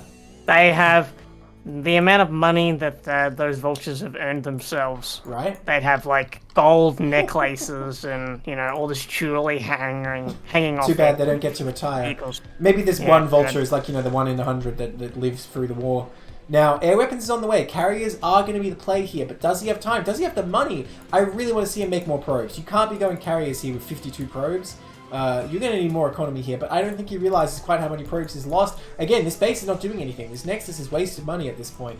I guess he's mining gas with a single probe. But yeah, he needs a lot of time to get carriers out, and Terran not really inclined to give it to him. Yeah, this is almost an anti-carrier timing. Like, we're getting our 4 carriers as the Terran is already moving across the nice map. concave, though.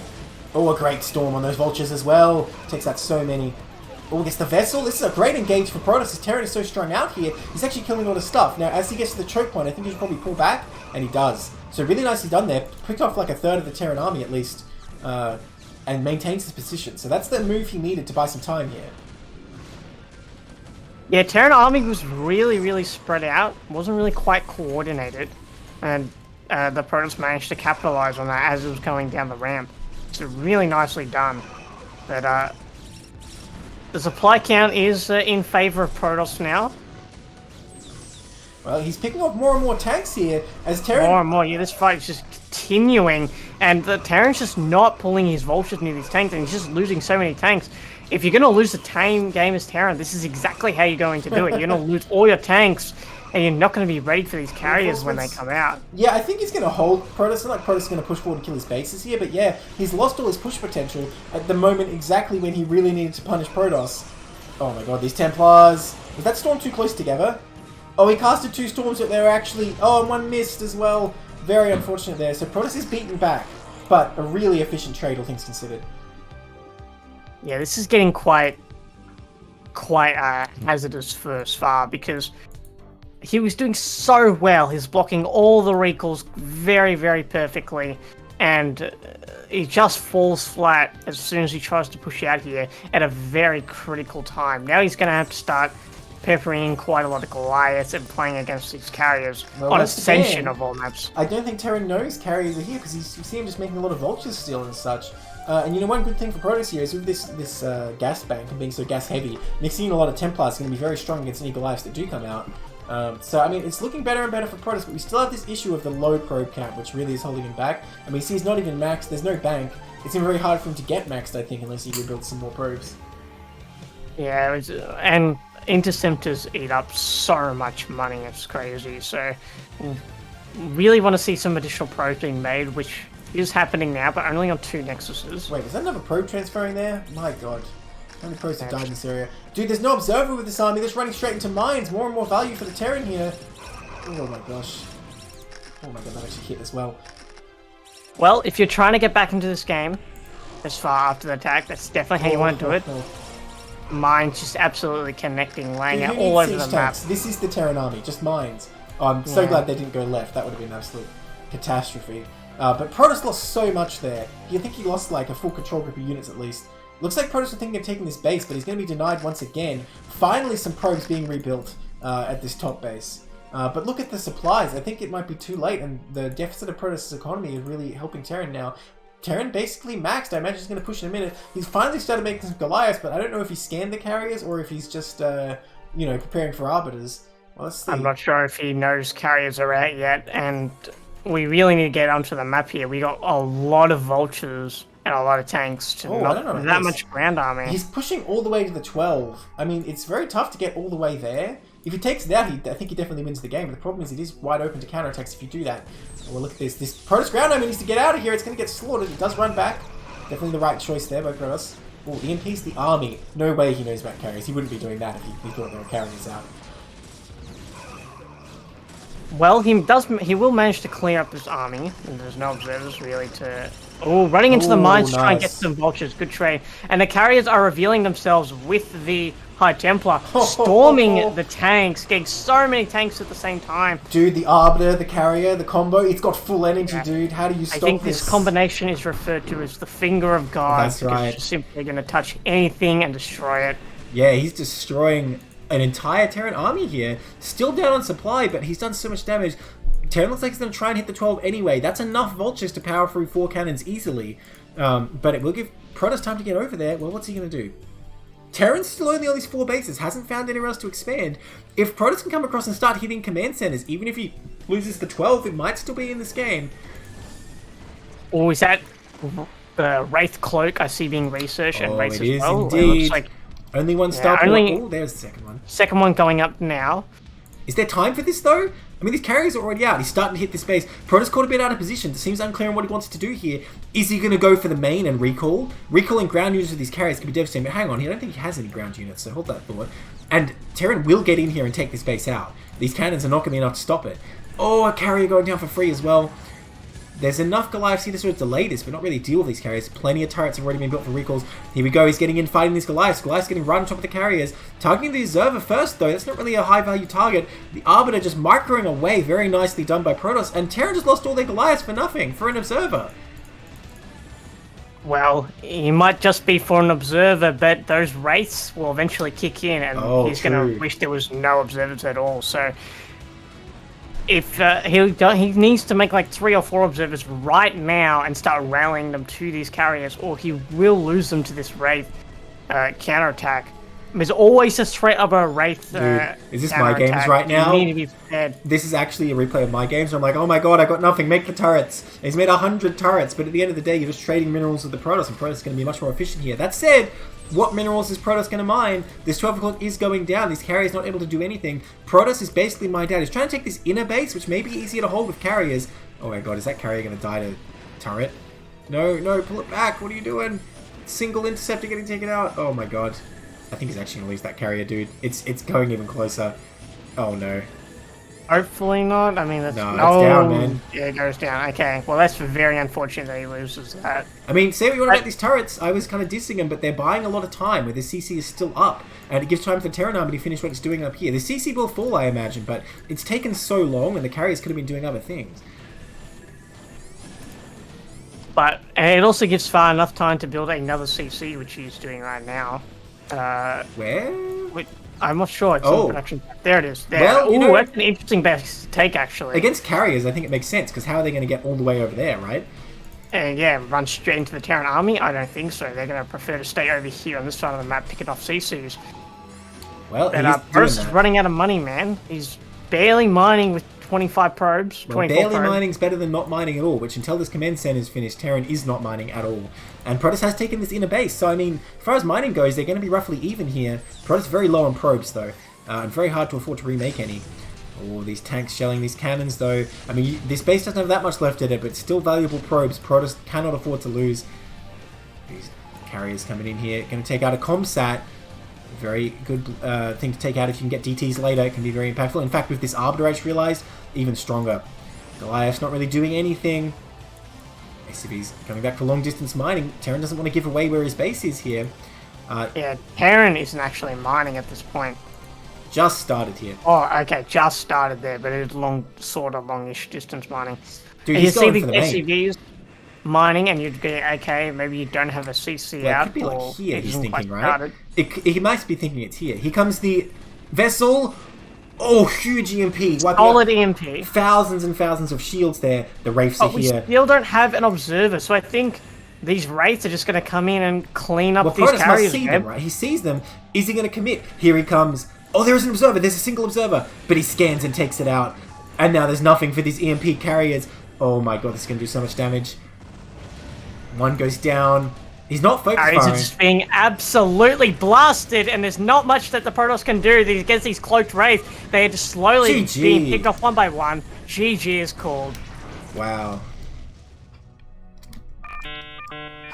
Damn, that was a dramatic ending to just absolutely die to all the Wraiths in the end there. That was absolutely amazing. Way to end it there with those cloaked Wraiths really paying off. You know, very astute of him to see if there was another observer, even though he picked off one as well. Really impressive stuff. So that makes it 2-0 for S.E.A.L there. Another 2-0, another point for S.E.A.L Team 6. Now we're going to go for a quick break before we get into those last two series. Brace yourselves for the PvP. They're coming. We'll see you soon.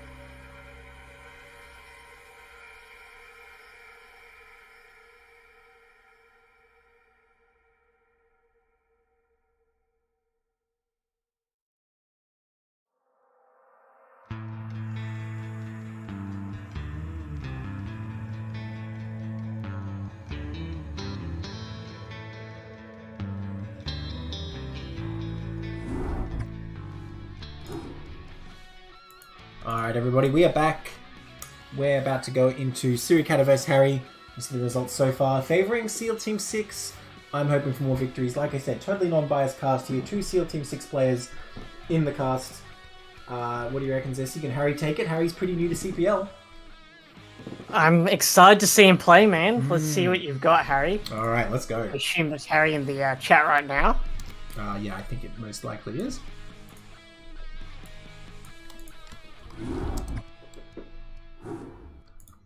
Alright, in the 12 o'clock, in the brown, we have Harry Park, aka just Harry, and the bottom left, in the orange, we have Suricatta.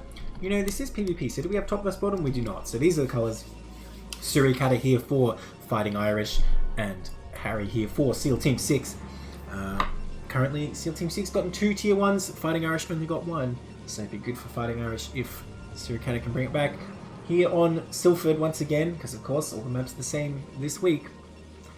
It's notorious in PvP, any flat map is, you know why. Goons, DTs, what more do I need to say? Does anyone not know at this point? Honestly, I feel like every map is goons and DTs when it comes to PvP. But if it has a ramp, you might see Reavers. I feel like that's the one piece that's missing.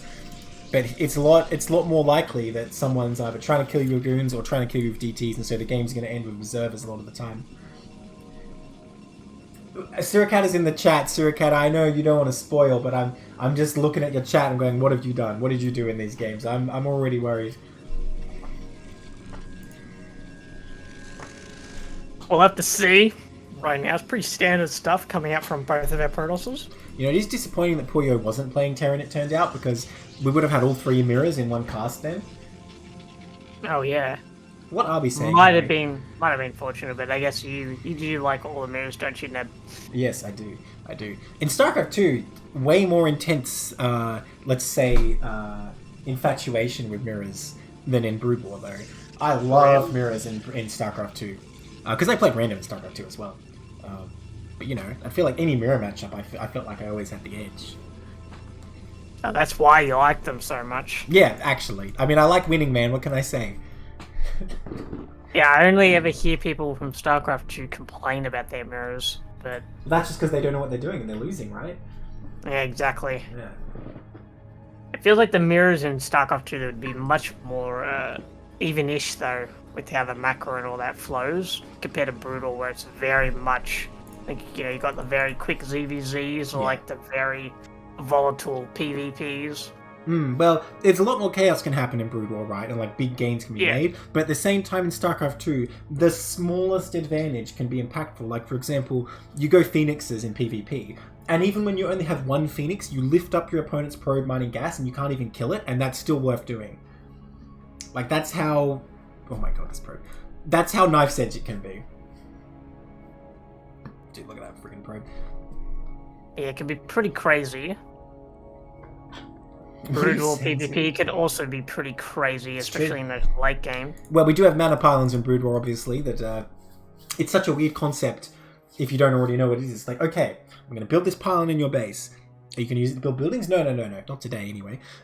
Is it going to die? Oh, yeah, sure. He's definitely going to kill it. Not today, anyway. That's very accurate. One of these days, they'll be doing that. One of these days, I'll also build buildings in your base as well. It's going to block his probes. They're going to mine a little bit slower, and that's going to be worth 100 minerals. Like, what? What even is Brood War? It's also going to coincide with my supplies, so I can also make a Zeal at the same time, which I'm also going to send across the map directly at you. He gets the probe in. Oh, I wasn't even looking at that. That is pretty big. Well, no tech going down yet, though. I'm having flashbacks to yesterday with the pylons going up here. Oh, okay, it does take it out. 2 gates is a pretty important scout, though. 2 gates in range, very good intel to have. Harry here only with 1, presumably able to throw down the robo. There it is. So he's definitely going to be on the defensive here against these 2 gates. Now, that's the thing. With no ramp, it's a bit tricky. If you can set up the right concave, though, I think he should be fine. I think he should be fine. He's got, the Dragoons and Zealot.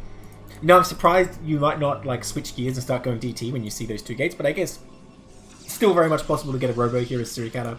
There still would be time. And look at that. His own second gate goes up. You know, I have to criticize here. I wonder if that robo would be better served being way out in the front here, and then maybe he could expand with a Reaver. Oh, okay. He's going for Observer, though. So we're going for 3-gate Observer here. And I guess you see only 2 gates and no tech. There's still time for DT, so it makes sense. Rubber PvP, yuck. I thought you were a Protoss player, man. You gotta be... Rabbits. This would be your matchup. Whenever he does cast on his channel, he's like restraining nausea. I guess. Although He's I gonna do... take nausea pills. I do sometimes get that impression, you know, some of these casts that, you know, the players haven't exactly pleased him, but that's how it goes sometimes. Okay, so it looks like both players going for Observers, probably. Well, we'll see what Suricatta does here. I'd be surprised if he didn't go straight for Observers himself. But that's going to give Harry the advantage with 3-8 Green production. If he realizes this and he gets the contain, he's going to be in a pretty dominant position. Suricatta actually come across, though. Well, usually the play with the most goons wins in the end, especially if you manage to get a goon trade, but no goons have been traded yet. And it looks like Suricatta is pushing across the map with 3 goons and a zealot. Maybe to try and poke at Harry's army to see what he's got, because he doesn't quite know what he has yet. Oh, well, he's going to regret it if he goes in, though. Yeah, I suspect that he should just pull back as soon as he sees this. Yeah, okay, the zealot is going to be the sacrifice. Oh, but he's going to commit anyway. Uh-oh. Oh no, this is going to be terrible for Suricatta. He's really getting in there. Does get a goon, but this is never going to be a good trade for him. Yeah, Harry's goon did do a little bit of a misfire there, but he does still manage to get his goon advantage, and now he's pushing across the map. And this is honestly ideal for 3-gate goon, because now you just start pushing across the map and you're like, okay, I have an extra gate, I should have an extra gate over you, so I should be able to just push in here and win. And that's exactly what Harry's going to do here. Well, your only choice is to give up the natural here, but Suricatta, I don't think cognizant of that. He's going to try and hold out here, but I think this may be a game-costing mistake, actually. If he loses more goons... Oh, not the best targeting by Harry. There we go. He does finish off the injured one. Is he going to get that front one? Okay, only 2 goons left. 1 goon just glitching out in the back, though. Not really interested in all this warfare stuff. And now Harry Park doesn't really seem to have the count. The reinforcements not coming. He's actually starting to get inefficient here. Trading in against 4. Ooh. Yeah, definitely not what you want to be doing. You want to be waiting for your reinforcements for the superior goon numbers, relying on that gateway. But every second Harry's not pulling these goons, that Reaver's just coming closer and closer, and so you really need that Reaver to pop out and help him out. Speaking of coming closer and closer, he doesn't have a shuttle. It's going to take some time, indeed, to get over to this natural. Okay, Goon's coming in again for Harry, and once again he seems to have to count, but his reinforcements of Suricatta not doing anything here. Both players fighting piecemeal at various times, and it's really costing them. This is just a Dragoon bloodbath, sorry, ice cream bath on both sides. Ice cream bath. That was coined yesterday, I believe. Very nice. Well, I think you're right here. With only one hand to crawl this Reaver along, you're just going to have to wait for the shuttle. More like one moustache, I think. That's what I look at. It's a hand. Nah, it's coming out of his face. It's a moustache. No, it's a hand, like, on his face. No, you know? He doesn't have... It's not a human, so, you know, it can have hands wherever it wants. He's having a real hard time right now, too. Yeah, it looks he like can't even get through the probes. Climbing on the Nexus there. Oh my god. Yeah, he's trying to climb over the top of it, realized it was too steep. He's gonna go around the edge. Looks like Suricatta's finally realized he needs to hold his choke, though. And you know what? Despite how slow this is, he is going to be able to break out eventually, but it gives Harry the Nexus timing. Harry very smartly capitalizing on this. Finally, the shuttle is out. The Reaver might as well have just waited here, to be honest. It would have been the same. Suricatta pushing out now with the Reaver close behind him, but there are still quite a number of goons in a really good arcing position here, but Suri with the Reaver will be able to poke these goons back home. Yeah, it looks like Harry Park doesn't really want to mess with that. He's going to immediately move back. I mean, I wonder, since you already have the Nexus, is it worth it to just trade the goons for the Reaver immediately? Oh, rip, it was over. I thought he was shooting the egg. I mean, if you do that and you lose too many goons trying to get the Reaver, then the goon counterattack will just simply run. So, yeah, I suppose. I think it's safer just to wait. I'm always very nervous about being harassed as well by Reaver, but I guess if the Reaver shows from your base, you kind of okay, it's not at your base, I'm going to attack. Ooh, nice Scarab there, doing some good damage. Oh, rip Harry. Oh, that Dragoon accidentally didn't know his left from his right. Running into the Protoss army, losing another goon. That should even up the goon account a bit. But it looks like Harry's trying to backstab with his Reaver. That might be... Yeah, okay, there we go. He turns it around, seeing the army going across the map. I was going to say, if you want to backstab with your Reaver, you have to be really confident that you can hold your front. maybe with like cannons or something. Well, good arc coming in here. Reaver. Oh, or maybe he's just walking past him. I thought he was going to commit. It would have been a really good engagement, but not so. Oh, this shuttle, though. Reaver is not going to be involved in this fight, but maybe it doesn't even need to be, because Suricatta's got a great position now. What is the Reaver of Harry Park doing? There it is. It's just at the natural. But these lost goons are in big trouble. If he loses his army, Harry's in a really bad spot. Really bad spot. There's almost no recovery if you lose all these goons essentially for free. Suricatta will just have such a ginormous goon lead. Okay, he's going to make a stand. Like Harry's going to try to make a stand here. He's got a pretty good arc, forcing Suricatta to move back a bit, but Suricatta's backstabbing him with 2 extra goons, which Harry tries to pounce on. He drops the Reaver, but he goes for the shuttle. The Reaver does manage to get a shot off, and it looks like Suricatta will clean up the rest of these goons quite easily. Well, the goons might get a probe. Is he going to run in and start picking up probes now? Yeah. I mean, if you're going to lose your goons, you might as well do this. No, he's going to get blocked. Yeah, unfortunate. The sort of, lost army over here getting picked off. And what does Harry Park have at home? Not much. I wonder if that would have been the moment maybe to go for harassment, since your army's distracting your opponent. But now, he has these 2 Reavers out he can hold, and the shuttle got taken out for Suricatta. So once again, this Reaver's just doing it on his own. Very, very unfortunate for him. But soon enough, a shuttle will be out, and I don't see how Harry Park's going to hold against this many Dragoons. I don't think it'll be possible. Unless he has, like, DTs on the way to help him, I just don't think it's possible. Well, he does have the superior mining here. With a bit of time, he'd probably pull back ahead, but neither player making probes right now. It's a bit of a mistake when they're up on 2 Nexuses. I think there's definitely a lot more economy to be had here.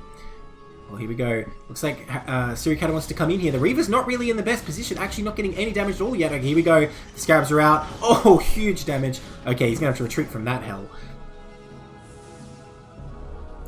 It looks like Suricatta didn't have a shuttle on hand to... Here it comes. Yeah, he does now, but it looks like Harry was able to recover a little bit of his goon count, but Suri will just be able to form a bit of a blockade now, and he could just take a 3rd Nexus behind this, or probe up behind this, and Harry will be in a bit... Ooh, that's a very good snipe.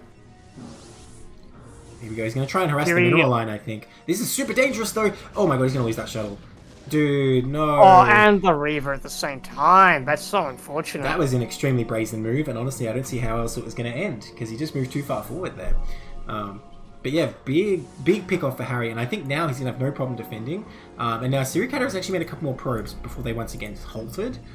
So, I mean, all else being equal, I think Harry's actually better off now, because he still has 2 Reavers and a shuttle that Suricatta's going to have to pay to remake.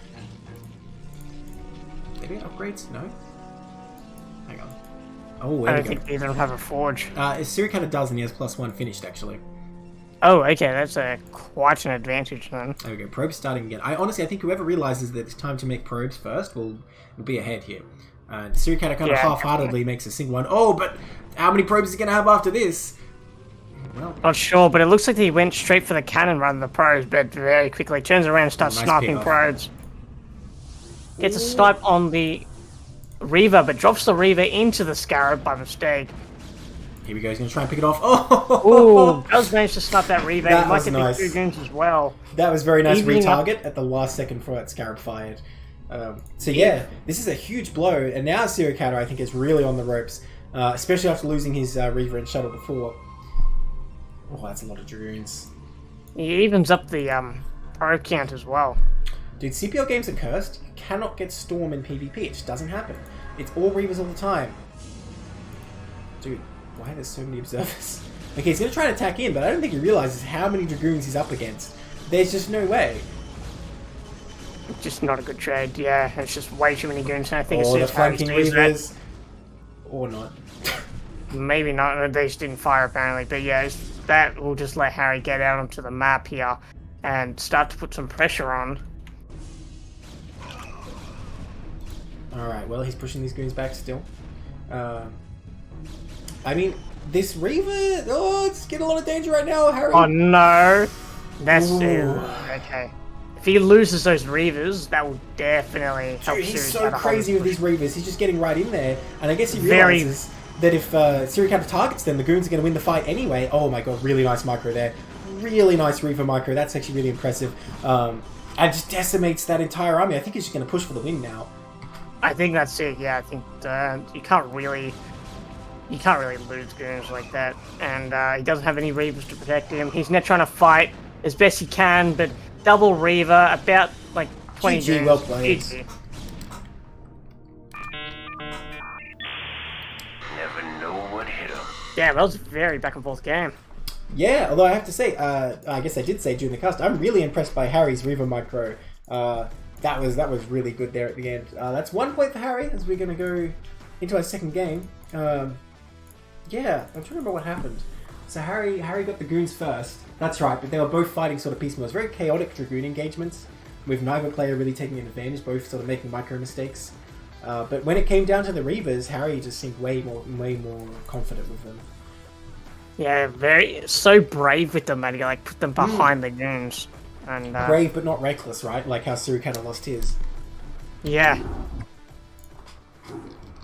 Alright, in the 12 o'clock, in the orange, we have Suricatta, and in the bottom right, in the teal, we have Harry Park, aka Harry. Can we go? No, still not top vs bottom. Please, please, please host your games in top vs bottom, just in case we get the terrible, terrible color combinations that look almost the same in mirror matchups, because we can change it to red and blue if it's top vs bottom, not with melee. But that out of the way. Suricatta here, did I mention already, for Fightin Aiurish, and Harry for SEAL Team 6. So Ascension on PvP.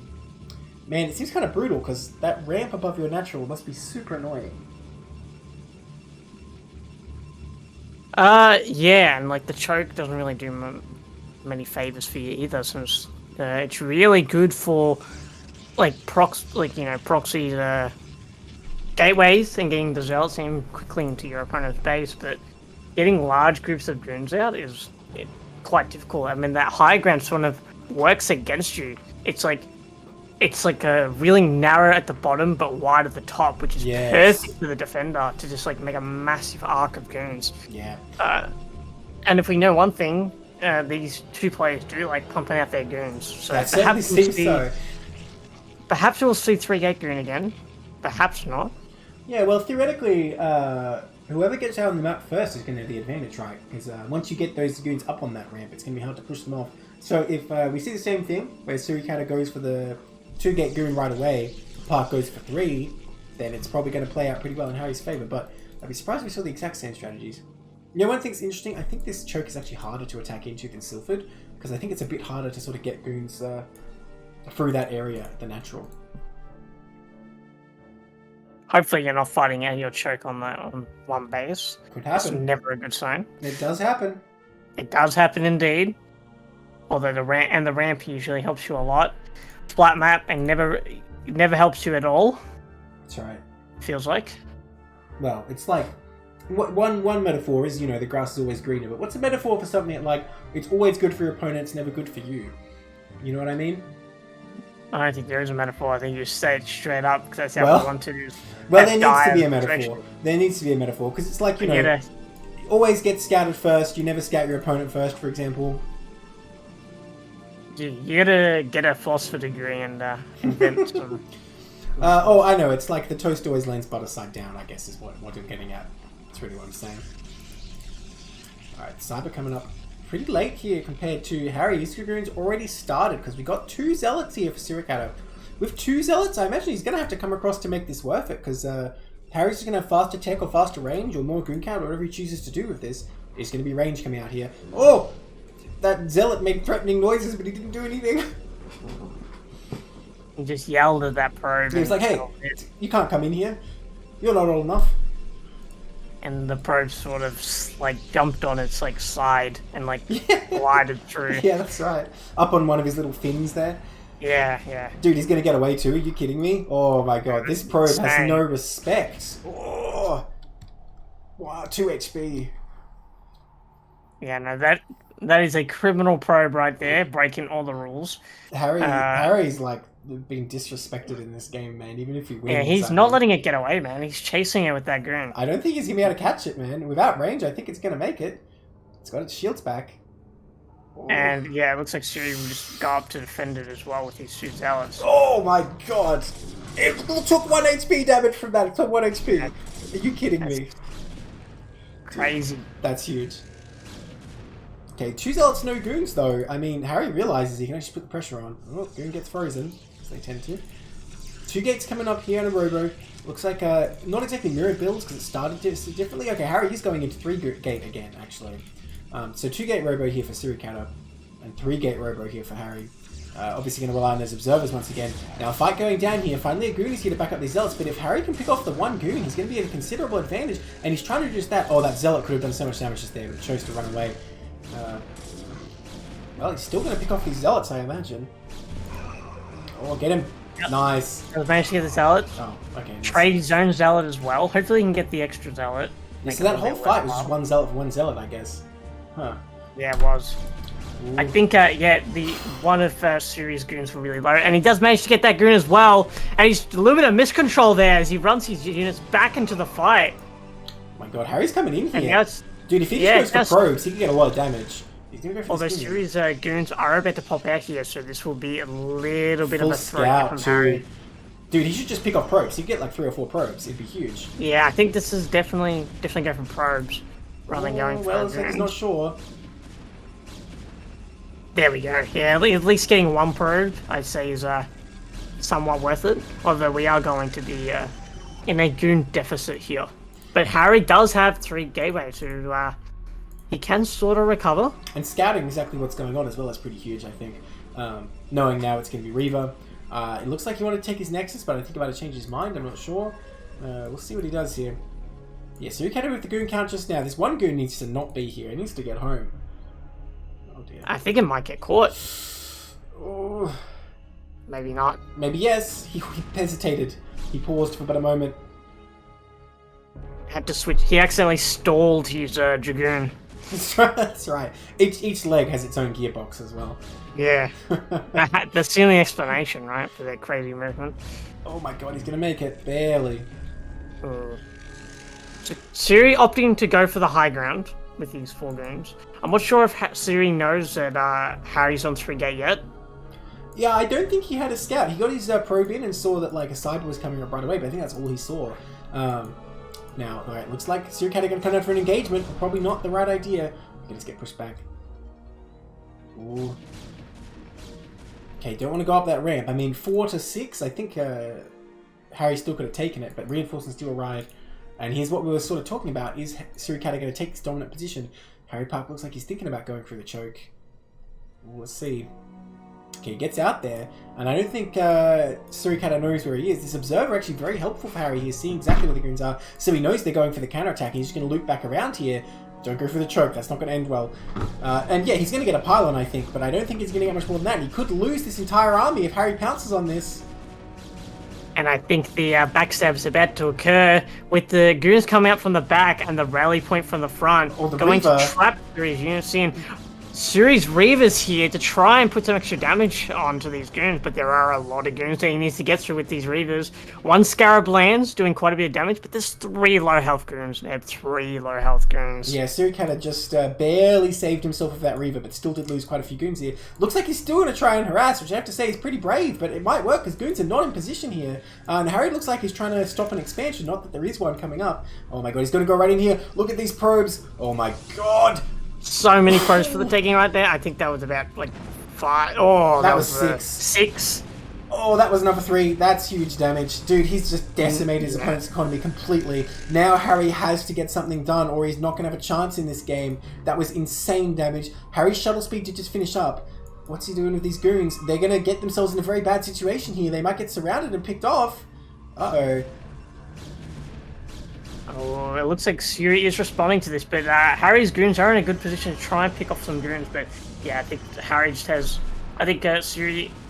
okay, I'm going to change my tone completely. A little bit of miscontrol from Suri. Lost quite a few extra Goons there, and Harry gets away at the same time to hopefully reinforce with his Reaver and Goons back at home. Oh, can he get this Reaver? Ooh. If he gets this Reaver, that'll be a start. Okay, he does get it. Definitely a start. Reaver and the shuttle going down for 2 Goons. What's Harry's Reaver doing? It had its chance to counter harass, but it's not taking it. This is a huge blunder by Harry. This was how he's going to get back in this game, but now these Goons are going to pop out, and I don't think he's going to be able to get that many probes. Well, let's see.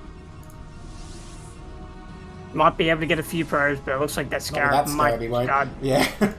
And he has to get out because the Goons popped. Big mistake by Harry. While that was going on, his shuttle was actually like here. but he just did not take the chance because he was too busy marking the goons, and now he's not able to equalize the probe count. He's just on such inferior economy, now inferior army as well, it seems. Wait, did Suricatta lose the Reaver? He did, didn't he? So he did lose the Reaver, yeah. If Harry can take a fight before the Reaver's out, maybe he can do something, but he's not looking like he wants to attack. I don't think Harry realizes how behind he is. Or maybe he knows and he's not quite sure how to play out the game from this position, because Suri is doing a very good job now. He knows really the only way he can lose this game is if he loses probes, so he's got getting his back at home defending while also taking out Nexus. Here comes the Reaver from Harry again, but very quickly pushed back against those goons. Well, at least he caught that and turned around. I don't know if this Reaver is actually a very good defensive option here, but he's leaving it there nonetheless, waiting for its shuttle. Nexus coming up for Suricatta. Now looks like a fight's going to go down here. I mean, Harry's army looks slightly better, but maybe those Zealots can tank a lot of damage. Let's see. Reaver is here to help out, and that's going to be instrumental. Decent Scarab takes out that Zealot with extreme prejudice, and yeah, pushes him back. Harry needs to get across and be aggressive here. That's the only way you can do this. Yeah, but it's really hard to be aggressive when you're already low on pros for this long. I mean, Sirius had plenty of time to capitalize on his income, and with his second Nexus nearly completed now, it won't be long till Sirius is in a very advantageous position compared to Harry, who, honestly, even if he took another Nexus right now, like, what pros would you have to saturate it with? Yeah, like, I don't think that's the move. Well, he's saving up for it, though.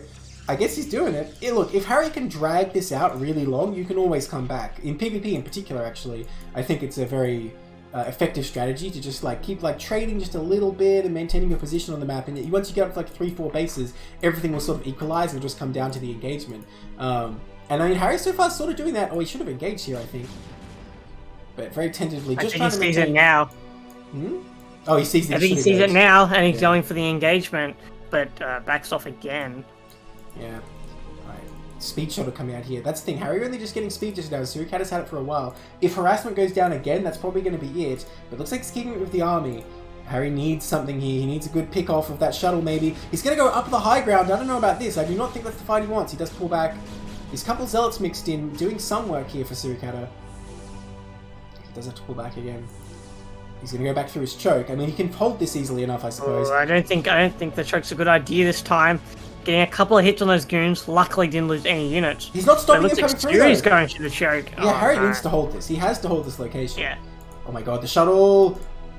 That was a very quick reaction. Very good turnaround with that shuttle. Dude, that definitely drifted backwards. Dude, this is like flying a plane over the ocean and just dipping into the water a bit is what he's doing. Yeah. Alright, he's going for the harass, but once again, the Dragoons are ready, but 2 Reavers, I mean, that can deal with 2 Goons pretty handily. Yeah, and it looks like... It looks like Suri didn't quite catch what was going on. Oh, he does turn those goons around. They can easily deal with the goons. Yeah, he's doing good damage. Hasn't killed any probes, so I mean the goons are picking off quite good. Oh, we need to be careful here though, does not want to lose that shuttle. Suricatta going to step forward, and 2 goons not really doing anything here, just putting themselves out to be picked off. Here comes the fight. While Harry's goons still picking off goons in Suricatta's main. That Reaver not getting targeted, going to get some good scarabs here. In fact, it's a very bad concave for Harry. He's very much stuck in there, only fighting 4 goons at a time. So Suricatta doing a lot of damage. Huge scarab going down. Looks like Suricatta's going to power forward. But Harry, in the meantime, is still doing the damage. He's actually just picking off every goon that comes out. Has a powerful force here. He's going to kill this Nexus. But is he going to lose all his probes in the process? I think he might. Or Reaver's out for Harry's Harry. Nexus is going down now. And I think Harry was concentrating a little bit too much on these Reavers and not enough on the fight. There's definitely a priority order here because Suri is able to just run in here on top of the production, and that's never a good sign. That is a massive connection. That's exactly what you need to get him back into this game, but I don't see how Harry's possibly going to the shuttle. Get this army off his production. Yeah, and he can't win a base race because he has to pay for every shot, whereas Suricatta has all these goons. I think Suricatta does take it. I mean, this counter did everything Harry needed it to do. He just needed a better defense at home, and he would have had this, I think. But Suricatta able to power through, is in the base destroying everything, and even still producing goons. I think, he's taken out that last Reaver. I think this game's just about over. Probes valiantly trying to fight. Oh, the Reaver gets dropped, though. Ooh.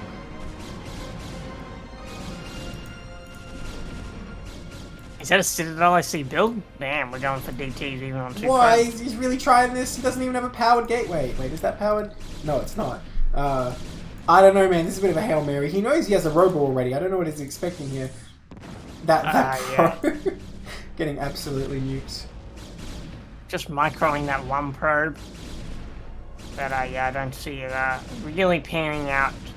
Because although you could get the 1 DT out, and you could power that gateway and get the 1 DT out, but that's all you can do. GG. For hire. Alright, pretty solid win there from Suricatta, but very chaotic. Man, those 2 Reavers did so much though. I think they killed like 7 Dragoons or something like that, and so many probes. Yeah, definitely got the damage they need, but I think if they had it with the fight for him, against like the 2 Reavers against 1, he would have been in a much more advantageous position, and then he could have just got across the map and won. Yeah, so we're finally going to get to see a game 3. We're going to see Butter at last.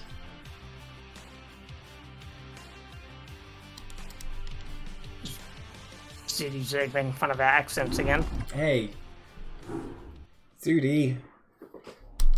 Alright, in the top right, in the blue, it's going to be blue, we have Suricatta, and the bottom right, in the brown, we have Harry. Harry here for S.E.A.L Team 6, and Suricatta for Fightin Aiurish. It's 1-1 in this best of 3. It all comes down to this map. And you know what I just realised? It's 3 flat maps in a row this week. No... Yeah, I was just thinking that. Crazy. Just thinking that. I think whoever put this week together was like, yeah, I want to see some 3-gate gear. I want to see some rushes. Something the algorithm decided, I don't know. The advanced AI that runs CPL. The High Mind Collective. Sure.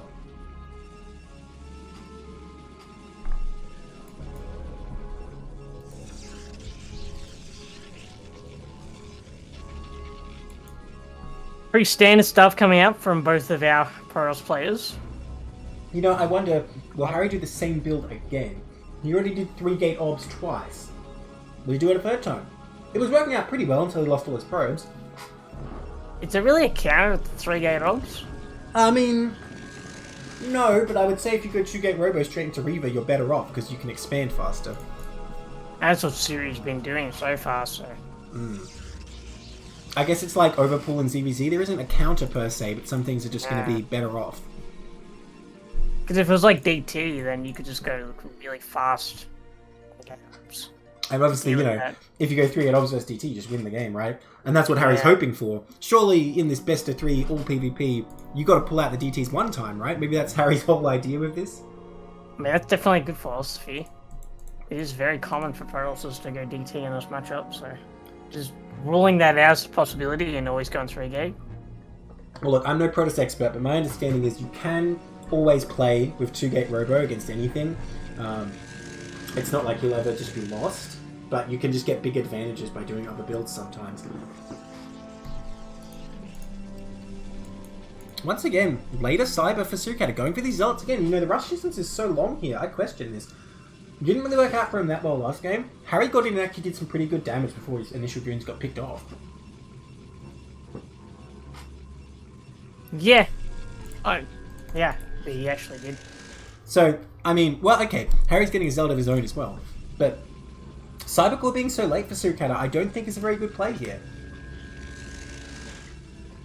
I don't think it benefits him in the long run, especially getting 2 Zealots. People saying here that Harry was mineral boosting, damn. He's advanced. Oh, that probe! Oh my god, that Zealot has long arms. Did you see that? Yeah. Alright, it's finally time. It's not 3-gate obs this time. Oh no. Proxy DT. Here we go. We're spicing it up a little bit. So when I said someone has to pull it out in the series, I was sort of more thinking Suricatta, but no. Harry had me fooled. If I was playing against him, I would not be prepared. We'll see what Suricatta's going to go for here, but the Cyber's so late.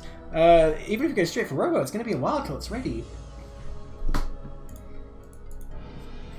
Oh, the Zealot coming across. Zealot coming across the map here. Definitely going to put him some pressure. And maybe make Suricatta forget that he needs to be looking for signs of DT. Or does he?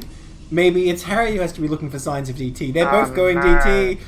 Dude, I've never actually quite seen this. I don't know how this will play out, DT versus DT. I've seen it a couple of times, and there's a few things that can happen. I mean, okay, this is a bit wide. On a normal ramp, like a Fighting Spirit type ramp, you can block with a single DT and stop enemy DTs from getting up.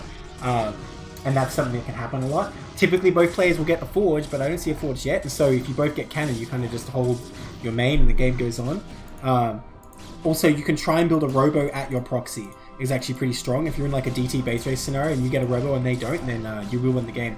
Now look at this Zealot getting in here somehow, some way. Harry Park like distracted the bodyguards. He's going to get in here. Is he seeing the tech? That's not a Templar. I don't think he sees it. Does not see the Citadel. But we don't see a Templar at all from Suricatta yet. I don't know what happened. His build has been distracted. And the DTs are already on the way for Harry Park. And there's no tech at all for Suricatta yet. Just a Citadel, which on its own is useless. In fact, he's getting range right now. I'm not sure what he's expecting here. Finally gets the Templar Archives. But the DTs are about to pop out here. It might be too late. Well, another Goon going to die.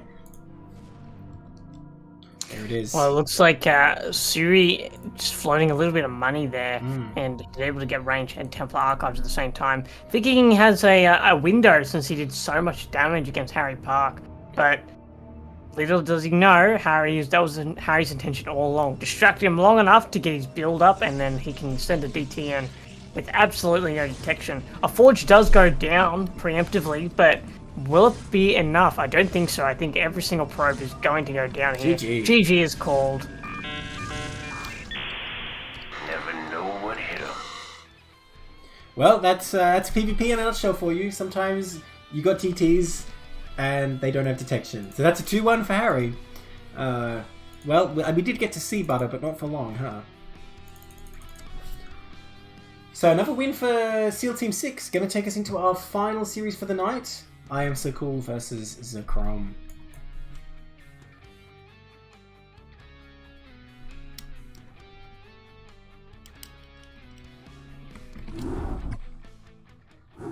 Alright, in the 12 o'clock here. In the black. Oh, please. Ugh. We have iamsacul. And the bottom left in the purple. We have ZakRoM. ZakRoM here for S.E.A.L Team 6. iamsacul for Fightin Aiurish. Now, even if you don't get colours that are the same, one good reason to do top versus bottom as well is because black is a real pain on the minimap. It's very hard to see, and like, you know, reading your name in the top right there is a bit annoying as well. So please host your games in top versus bottom, people. Please. For our sake. You know, the casters could take it two ways. They could be, you know, surly and picking at all your mistakes, and they could be like, oh, such wonderful players here who hosted in top versus bottom. I love them. Everything they do is perfect. You know, choose which world you want to live in, people, when you host your CPL match. Oh, is this a proxy? Nope. Calm down, Neblime. He's just building a pylon in his base. Just building a pylon. I was getting goosebumps with you blasting the CPL for hosting top versus bottom. Yeah. Very authoritative. Dude, I have to blast people all day today. Not hosting top versus bottom, not putting on the calendar, stuff like that. Wasn't I blasting people about something in OSL? I don't remember. Oh, I can't remember now. There was something I was blasting people about yesterday, but I forgot. Yeah. We're getting angry Neb this week. That's right. Host on Capture the Flag. Does that even work? That would be sick. Dude, it works. Have you not played it, Zesky? No. Oh, it's very functional. It's just dumb as hell. So, your flag doesn't appear until I think it's like 5 minutes or something like that, maybe 10 minutes. And you have like a beacon where your flag will spawn, and you can put it anywhere that's buildable on the map. You can choose where to put it. But once the 10 minutes or whatever it is passed, you go grab the flag with a worker, and if you bring it back to your beacon, you win. It's just like the game just ends, you win. I have not played this game. It's so dumb. Because StarCraft was made when every game had a capture the flag mode for some reason. I mean, now I've got to go try it out. Yeah, right? The capture the flag tournament? Oh, dude, actually, I want to post that now.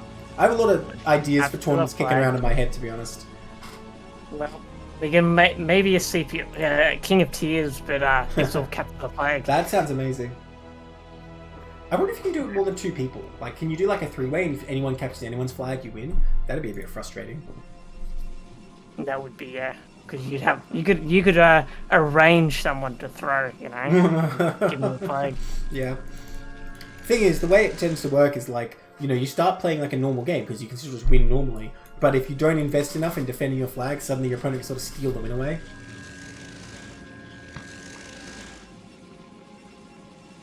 I think drop play would be very powerful. Drop one worker, put it back in the... Exactly. Yeah. And it's kind of funky if you kill a dropship with the flag in it, it sort of tries to find somewhere to drop it. If it's over dead ground, it can like jump a considerable distance away. So, I'll let you in a secret here about Z-ZakRoM. This is a Tier 1 game, but since this game, Z-ZakRoM has actually been promoted to Tier 0, so he has a lot to live up to here, right? I should expect Tier 0 quality plays if he's already been promoted, right? Yeah, Zach is definitely a very solid player, and I'm expecting Tier 0 play. I played Z-ZakRoM a couple of times, once in a tournament as well. It's a very solid Protoss. Definitely going to give Black Protoss here a bit of competition. Look what you've done to Zesky, iamsacul. It's all your fault. That's his name. Yeah, I can't even. It's impossible to read. To be fair, I can't read. It's on the stream if you want to refer to that. But yeah. And to be honest, iamsacul is kind of hard to pronounce. Also, like, am I even saying it right? Who even knows? But we need him in the chat to correct us. Yeah. I don't mind actually if names are hard to pronounce. Makes it kind of interesting. Now, Robo coming up here for Z-ZakRoM. It looks like Z-ZakRoM just going hard on the Goon production so far. No tech going down. I can only imagine it's going to be a Robo as well. I don't know what else you can do at this point when you've been making Goons for so long. There's no time for DTs, for example. Oh, I am so cool is the joke, says Zudi. Oh, is that really it? Oh, that makes it easy. That makes it easy. Is that really it? I don't know. I want to consult him. It. Yeah. That's it.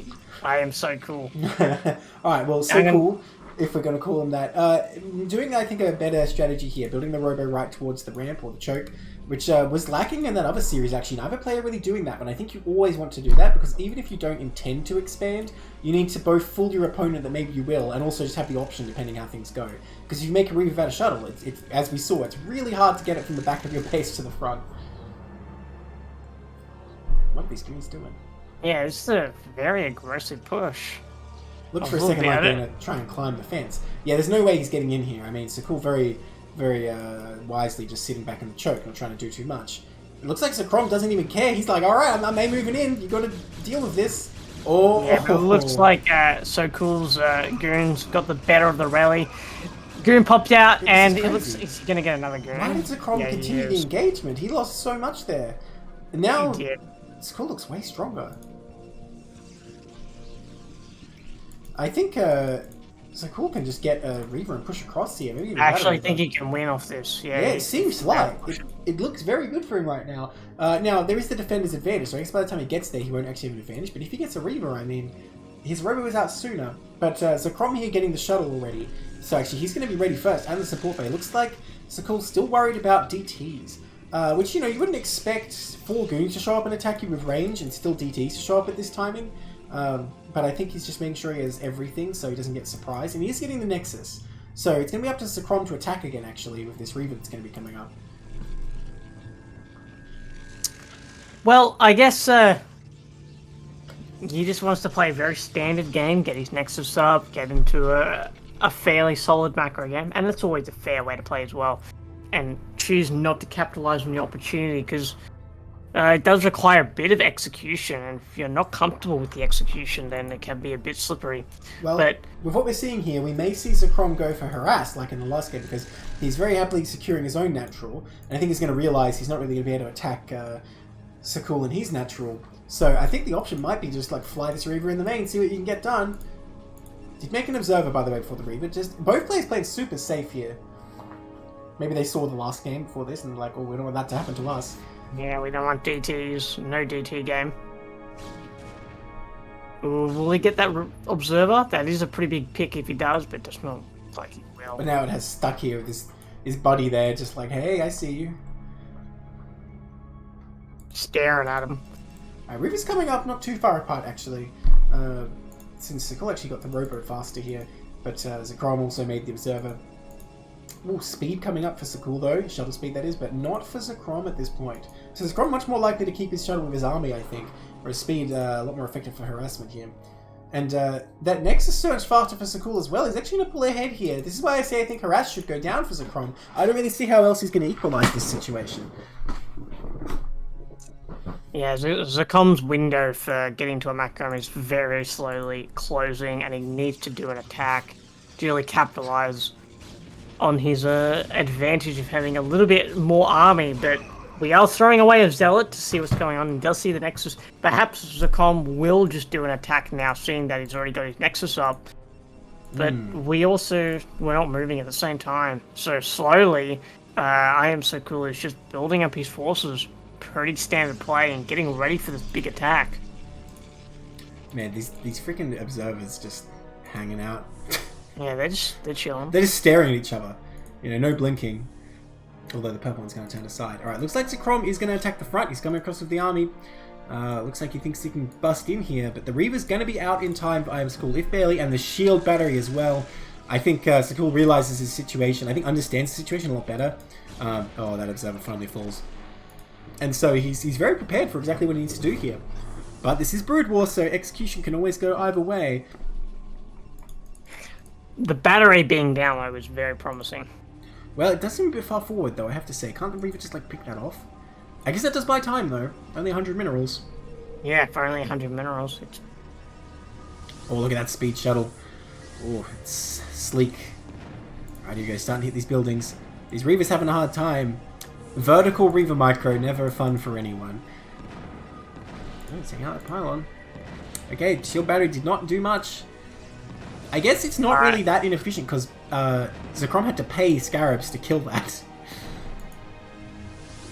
I wonder actually how many Scarabs did he fire? I didn't quite count. Well, it takes 6 Scarabs to kill a pylon, by the way, and what's that? That's like 90 minerals, so... Yeah, so like plus the shield battery. Yeah. Well, it wasn't worth it in the end. Oh, we're doing this now. Oh, shuttle! You don't want to lose that. Gotta be really careful. You know, this is actually harder for iamsacul because his shuttle kind of goes out of control, but so far he's doing it a lot better. Oh, don't sit there. What are you doing? Oh, that's very dangerous. Does get 1 pounce on it, but doesn't quite manage to get it. Big ZakRoM's Reaver micro right now, though, doing really well. Absolutely using that maximum range. But it looks like iamsacul is going to pounce on this attack, getting on top of those Reavers, but doesn't quite manage to get fully in as ZakRoM manages to respond. And he manages to push these goons out. GG, it's called. Yeah, he took out his opponent's Reaver. Never know what hit him. Oh, I missed that on the other side. I was looking at the other Reavers. Yeah, once again, the shuttle flew over the high ground. Now, high ground to the right of the natural happened in both games. People should not be flying their Reavers over there, because both times they just died immediately. And so, I think he saw he'd lost his Reavers and the fight wasn't going his way. And he's like, oh, well, I guess I just die. So like I was saying, even though I think, you know, ash-ZakRoM had a better handle on the situation, sort of prepared for what he needed to prepare, ZakRoM just performed better at the end of the day. Yeah, ZakRoM's macro is looking very solid. Yeah.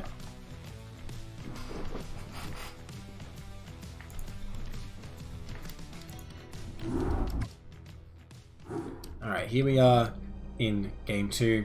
In the bottom left, in the black. If you're gonna pick black, please at least do top versus bottom for me, for God's sake. In the bottom left, in the black, we have iamsacul. In the bottom right, in the purple, we have ZakRoM, currently up 1 game. This is Ascension, game 2 out of this best of 3. If ZakRoM takes it, that's a 2-0, and that's going to be 4 series for tier 1. I'm sorry, for tier 1, what am I saying? For S.E.A.L, and only 1 for Fightin Aiurish. If ZakRoM can take it. ZakRoM's still fighting here though. Someone's saying ZakRoM is Lucas backwards, but then it's not I am Lucas, it's Lucas My. Maybe that's his name in real life, Lucas My. We're doxing on stream now. Got him. Nice. Tracking his location. Into the face bar. Yeah. Interesting face. I think it's like Artosis' eyes, but I don't know who's what Is that Artosis' eye? I guess it could be, yeah. I think it is. I think I've seen that emote before. Okay, that's pretty good. Pretty standard stuff. I'm going to call him Lucas Mai from now on, alright? So Lucas Mai down here in the bottom left. Oh, I'm not comfortable doxing, man. I'm just going to say iamsacul. But you do you, Neb. Who lets S.E.A.L on the stream? He has like morals or something. Yeah, honorable Terran, man. Honorable Terran. That doesn't have to extend to like when you're not playing StarCraft though. It definitely does. StarCraft is life for me. No. What you do is you're sitting there in your room, you know, playing your 12-minute max out, a moving Protoss, and then, you know, you close the door, walk outside, steal candy from a baby, key someone's car, you know. That's how you do it. Fully unhinged slight sociopath. Yeah. That's the only kind of person who plays that way in StarCraft. I mean, come on. It's okay to have some fun, Zesky. Nah, no fun allowed. No fun allowed. Brood War's not for fun. Serious games only.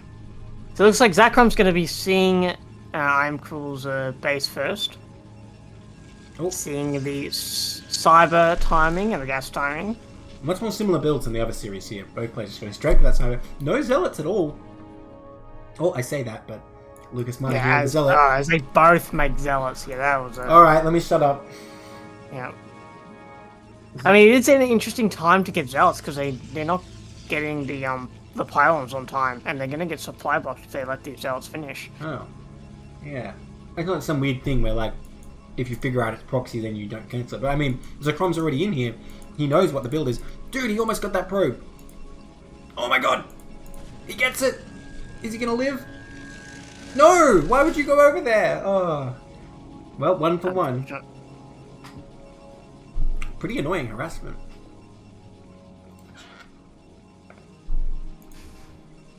Just waiting for the second gate. I mean, yeah, mirrored builds. Yeah, very mirrored. And they almost both got range like at identical times as well. I think iamsacul's range started like a fraction earlier before Zak's. Well, let's see whose goon gets out first. Looks like Sakul's goon's gonna finish like 2 seconds earlier. Oh, maybe like 3 seconds earlier. Big advantage for ZakRoM. His goon is 3 seconds faster. What's he gonna do with this? Dude, they're actually completely mirrored. They're just so mirrored. Like, it's like, wow. Well, if you wanted a mirrored matchup, folks, this is a great example. Yeah. It's actually ZakRoM versus ZakRoM, or iamsacul versus iamsacul. They're playing themselves. Are they going to meet in the middle of the map with like the same number of goons and like they'll all shoot and kill each other at the same time? Oh my god, they're both going for Robo. It's actually exactly the same. If they all meet in the middle at the exact same time and they all kill each other, that... It's just left with 2 Reavers constantly shooting and picking up at each other. Yeah. That's all that's left. Zuni says he saw this replay already because you've seen the mirror matchup again. No spoilers if you actually saw it. Protoss wins. Hey, I said no spoilers. Okay, a divergence. There's a second gate here for S.E.A.L, not for ZakRoM. ZakRoM getting a pylon instead. I don't know if that's what you're supposed to do. No, they're both getting gates. Oh, they are too. Never mind. Oh.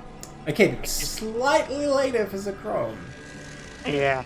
But it looks like ZakRoM didn't get a pylon, so that's our first. Oh no, he did. His pylon just finished first. We're trying to find any difference at all between them. Aha! Third gate for ZakRoM. So, looking like going to be 3 gate obs. Oh, there we go. They're their first difference. iamsacul's going to get supply blocked. Okay. That could be very impactful when everything else is so similar, right? And he didn't get a third gate. We can see him banking up a bit of money here. So ZakRoM, I guess, keeping the macro together for longer. Yeah, and it looks like Zak will get the army lead as well because of the extra gate. But I suspect iamsacul is going to start banking his money potentially for additional tech. We did see the observatory. I want to see a support bay getting slapped down. Both players just playing it safe so far. I think it's both going to confirm DT for getting too much Reaver shenanigans. Thing is, you can get the observer, then the shuttle, and then start the bay, so there's no need to rush into it too much. Oh, look at this. S.E.A.L going to have a way faster Nexus timing. I guess that's the benefit of having only 2 gates here. And I think in these situations where everything's exactly equal, it's actually better to be the one making the Nexus, because you can just have defender's advantage back here. And look at this. ZakRoM is going to go for it, but again, slightly later. Well, maybe a lot later. Yeah, it looks like Zak, because Zak's going to get his support bay first, so... Well, I think if he Zak's actually in a position where he could probably like do an attack once he gets his Reaver out. His Reaver should be faster. This is the problem. The thing is, you see how S.E.A.L's making a shuttle. You actually should make the shuttle before the bay because the bay actually takes less time. And so he's going to have a bay finished without a shuttle. And is he going to make a Reaver and walk it out? I mean, it's going to take a while before he's actually ready here. Now that said, I don't think S.E.A.L actually made a bay at all. There it is. It's very late, so he's not exactly doing it perfectly either. And Zak's also got an additional gateway, so he can put on a lot more pressure than maybe iamsacul's suspecting. It's going to be hard to get in this angle, though. Both players with 1 zealot. It is difficult. These zealots probably just look each other in the eye. They both know neither of them are making it out. They honourably agree not to fight each other. They instead go for the enemy goons because they have no quarrel. Oh, or do they? It was actually a betrayal. Wow, maybe you're right. Is ZakRoM just going to get right in here? Is that all it takes? Yeah, I mean, he does. His Reaver's late. Although ZakRoM did sort of not quite get his Reaver properly on time, but the extra gateway will definitely kick in and let ZakRoM put extra pressure across the map. Though Sell it from iamsacul is iamsacul's definitely doing a good job holding off. I mean, he's got one low health goon now. Save the shield battery. He's going to need that. Oh, he pulls back from it. He can't get in there. Oh, and those goons are so low. Oh, the probe's going to do the job. Ooh.